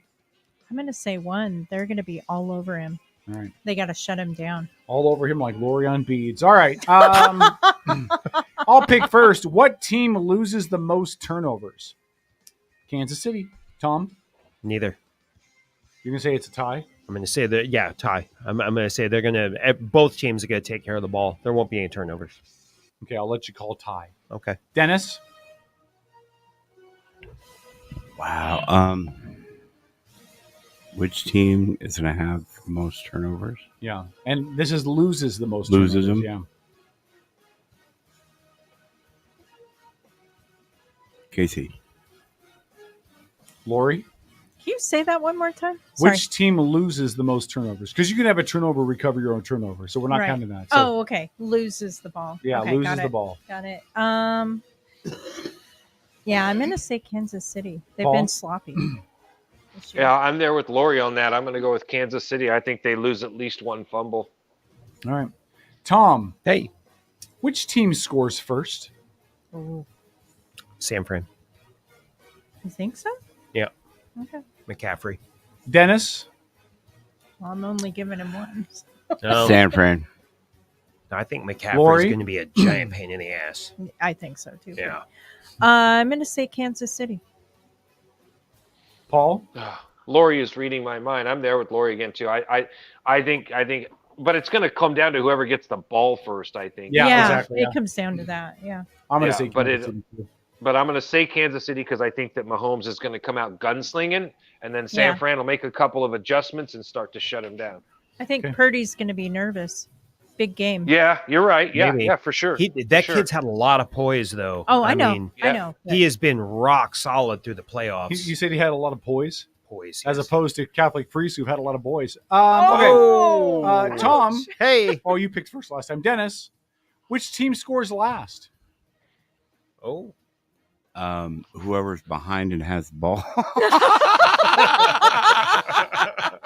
Which team scores last? San Fran. Lori? Kansas City. Paul? Let me ask you this. If I can tell you the score of the game before it even begins, do I get bonus points? It's 0-0 because it's that joke. All right, whatever. All right, cool. I'll take it. Paul, who scores last? Who scores last? I think with the ground control, the way that San Fran's going to be able to control the clock, I think that the final score will be made by Kansas City because they will be rushing down the field to catch up. Okay. I'm going to go with San Francisco. I can't believe I'm going to say this. I hate the Niners. I think San Francisco wins with a bit of a cushion. We'll get to that later. Tom? Wow. Yes. Who scores last? Oh, Tom? who scores last? Besides Kevin, obviously. Yeah, I'm going to go with Casey on this one. All right. Lori, Yes. please give us the Super Bowl MVP. Don't you dare say McCaffrey. That's my pick, Lori. Now, I'm going to give you an option. Okay. She's beat me to the punch on every one, If man. it's an offensive player, you have to pick the offensive player. Mhm. If it's going to be a defensive player, you can just say defense. And if you like San Fran defense, and I'll let that count.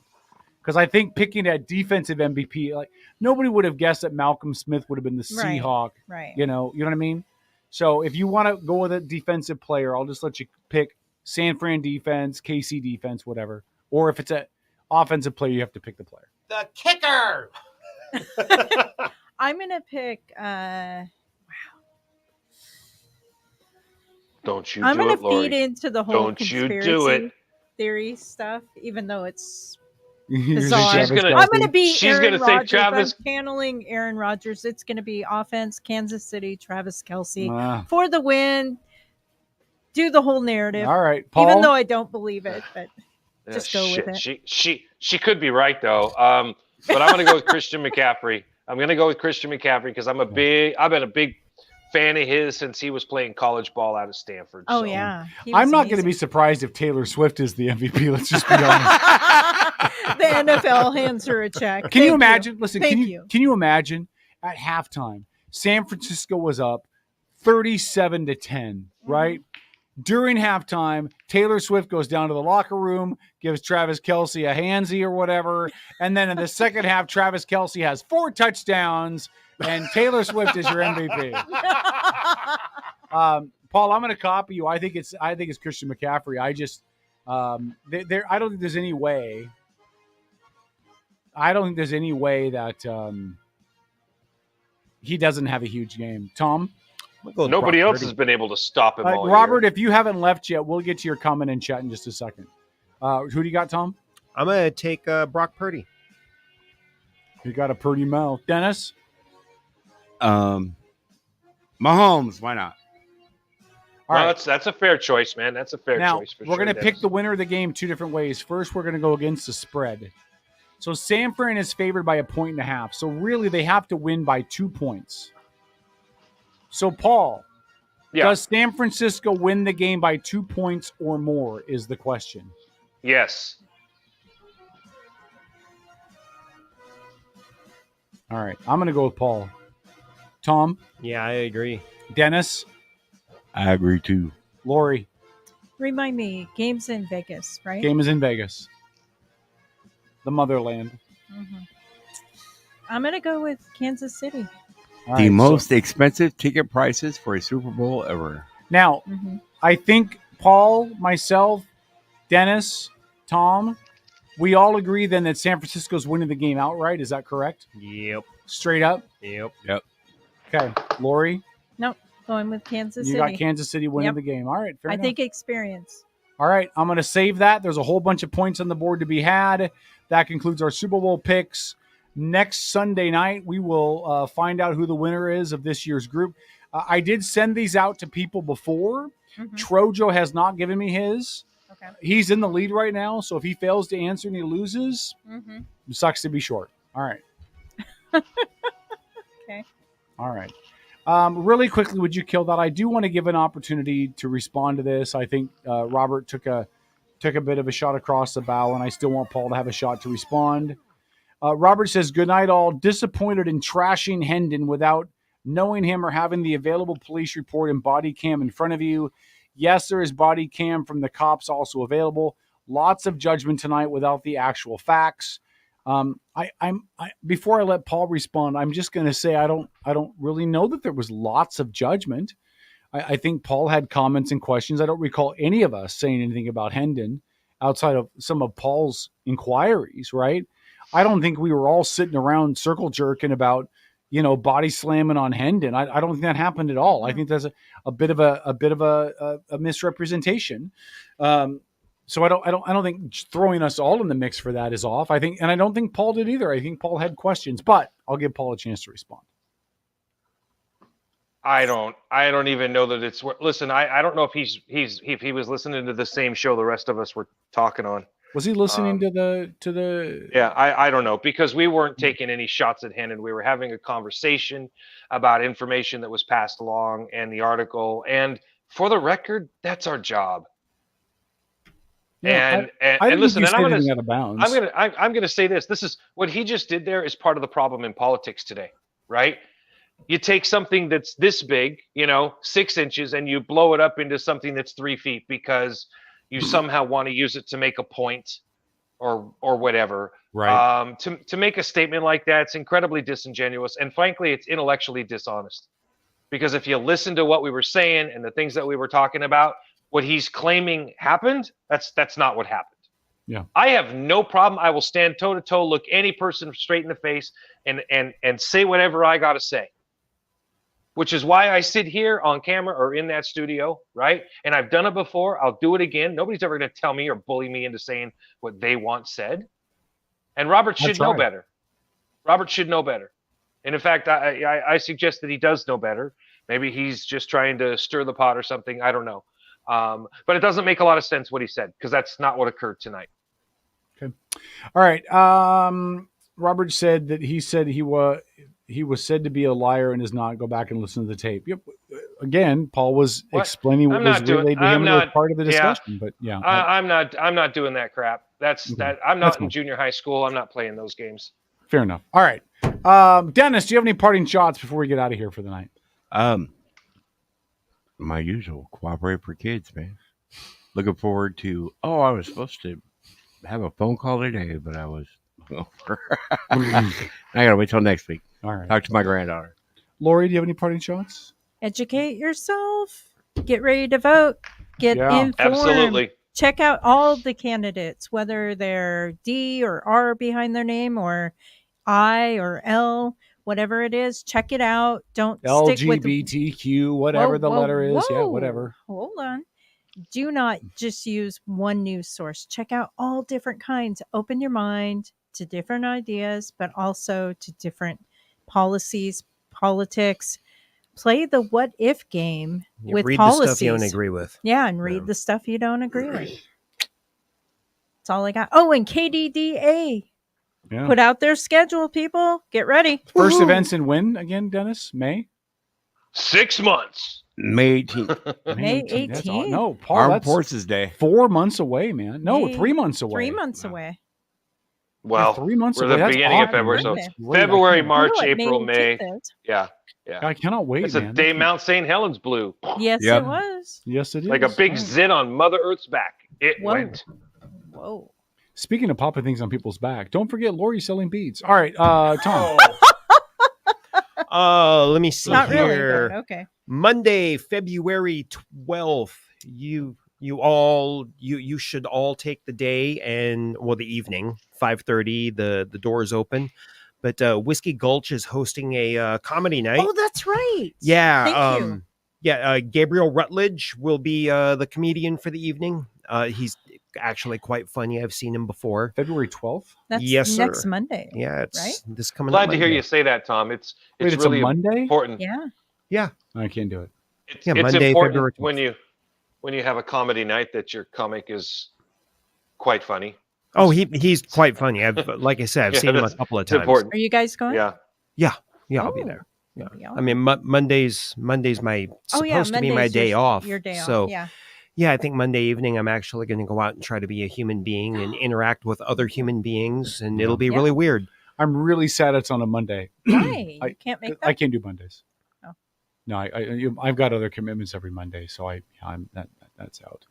But I would love to go see a comedy show with you, Tom. I think you'd be a hoot to go to a comedy show with. I And try to be a hoot. We've had fun. The ones we Yeah. went to. Yeah, we've been Mm-hmm. to. We went to the Dope Show. Oh, the and Dope then, Show was a blast. And then Miss My Mind presents Third Thursday at the Tracy. Yeah, Tacoma we've- Comedy Club. The Comedy Club. I in want to Tacoma go is see really some of the big ones there. Really Oh, good. yeah. Yeah, I can't remember the guy's name now. Oh, it's killing me. He was in Super Troopers, the Indian actor. Oh, Plays one of the Wait, do you mean Indian like Red Dot or Indian like? Which no one do you Indian mean? like Red Dot. Okay, Push just start, down, full start. Akash. Yeah, he's hilarious. Oshkosh Bagosh. Those are overalls. No, Akash. He's I he's watch hilarious. it. You Yeah, know who I'm yeah, talking yeah, I about. do. He's hilarious. hilarious. Yeah, he did a great set at the Tacoma Comedy Club. I love comedy, man. I love good comedy. Mm-hmm.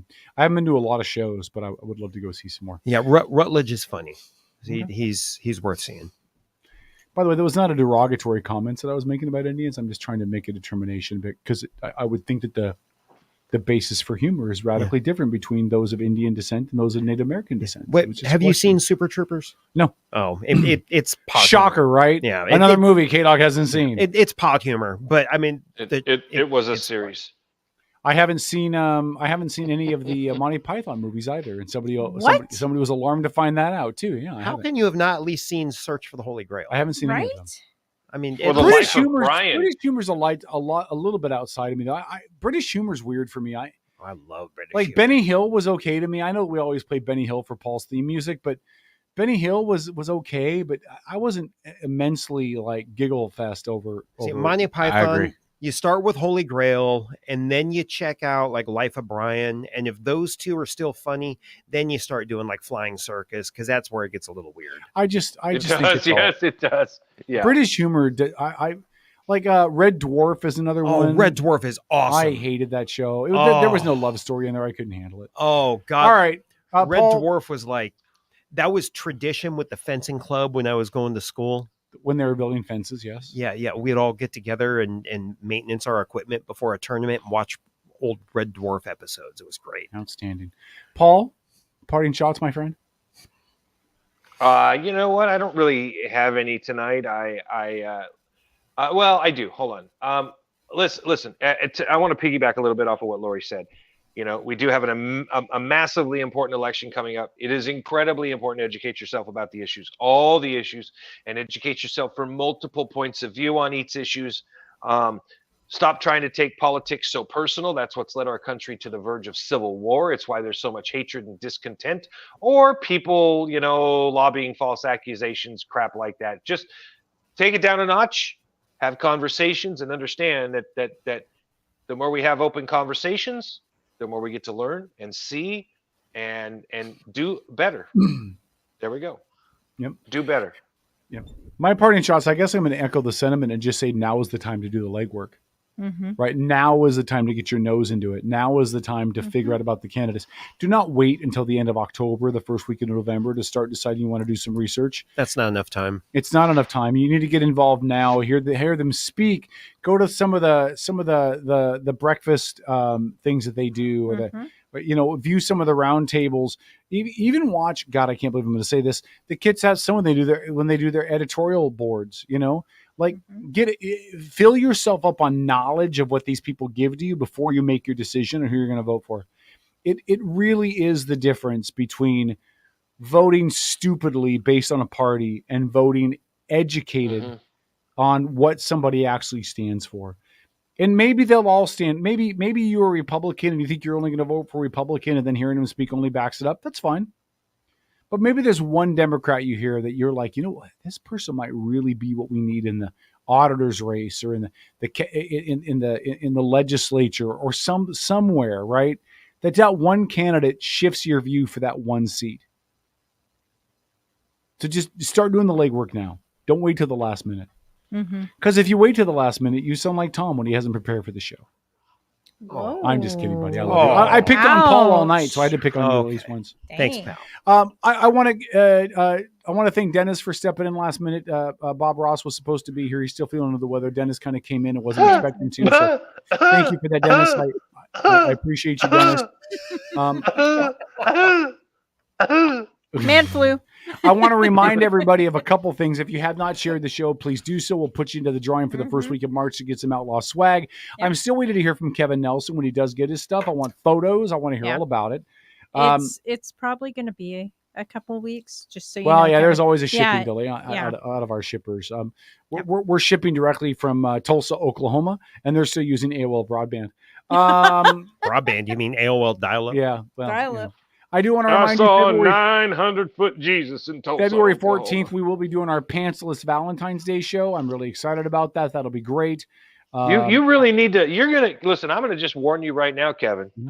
If you are in a relationship and you have any plans on it being successful, the last thing in the world your ass should be doing is making plans for Valentine's Day with your bros for a radio show until you find out what this person is that you are supposedly in a successful relationship with. Supposedly, you're acting like you doubt me now. Do you doubt me? No, actually, I Are don't you doubt I'm you. Lovable, Paul? Is that what you're saying? I'm trying to give you a little leverage, brother, because I'm telling you right now. Are you saying that I'm not worthy of love? Is that what you're telling me? If you're dating some woman and it's your first Valentine's and she's got something all special planned for you and she's going to surprise you or whatever, and then she goes to show up out here, what's going to happen?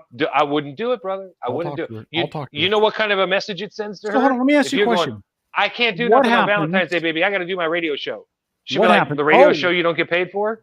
You know what? Well, you know what? And I'm not going to be on this Wednesday show. This is my Wednesday off. We talked about that before. Yeah. Right. So this Wednesday I will not be here. Oh, we've already got that. We got it covered. So let me ask you a question, Paul, and then we'll end the show. Yeah.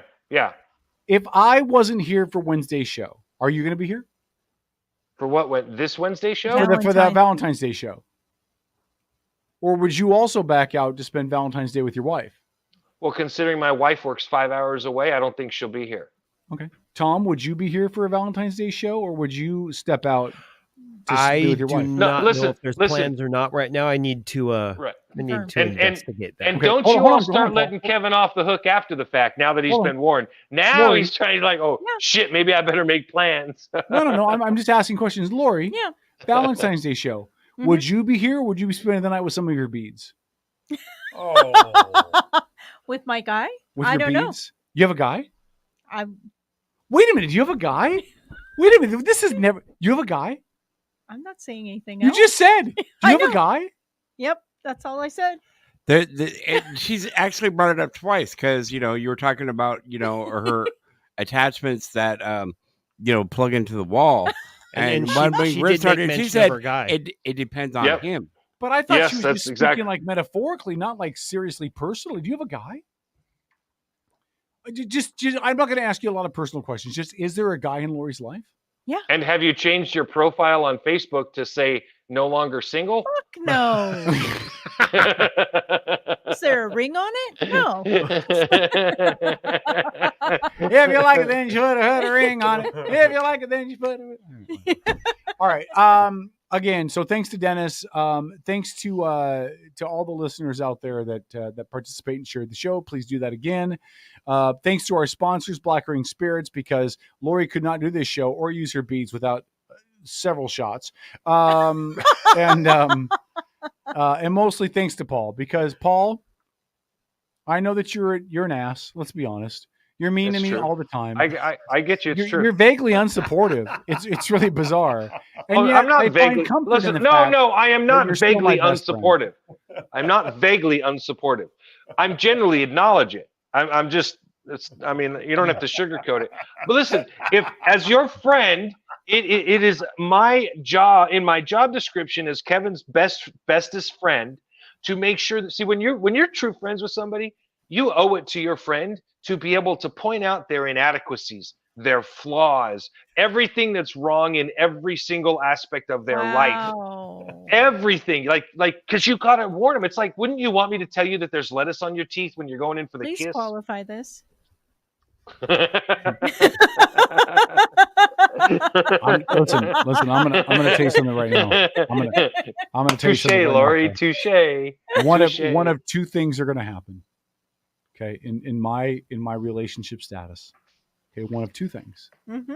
Either one, it is going to be our love story is going to rival that of Travis and Taylor. Okay, that's the first thing. Okay, that's the first option.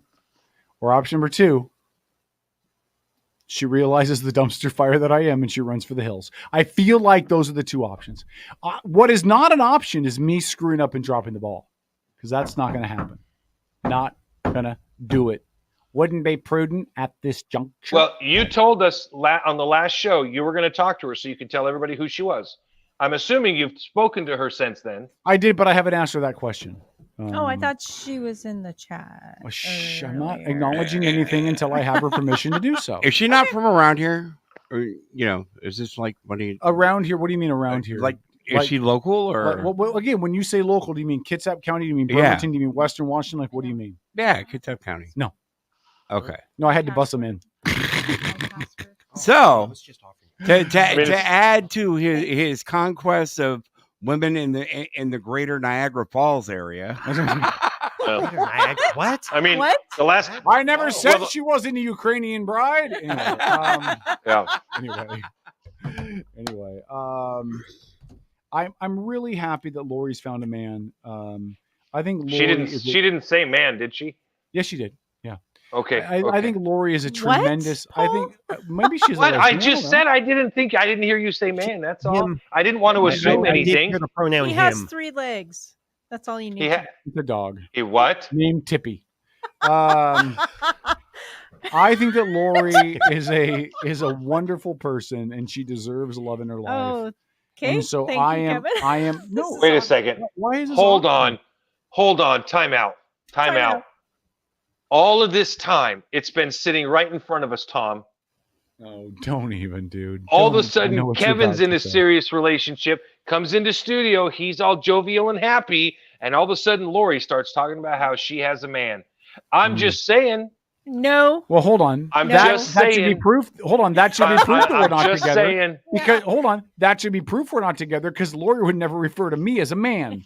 So let's Not just. true. Yeah. All right. That'll wrap up the show. All these Just schmucks not will see my you man. Wednesday. I will not be here Wednesday as I'm going to be at church singing praise to my Lord and Savior Jesus Christ. Kevin If you and have not Lori accepted sitting Jesus in as a your Lord tree. and Savior, you can still do so today. K-I-S-S-I-N-G. And remember, just First because comes you have to love, find Jesus does then not mean he's comes hiding. marriage, then comes babies in the baby carriage. Good night, everybody. Outlaw Radio. We'll see you guys Good night. Wednesday. Have a great week. Wednesday at 7 p.m. Good night. Good night.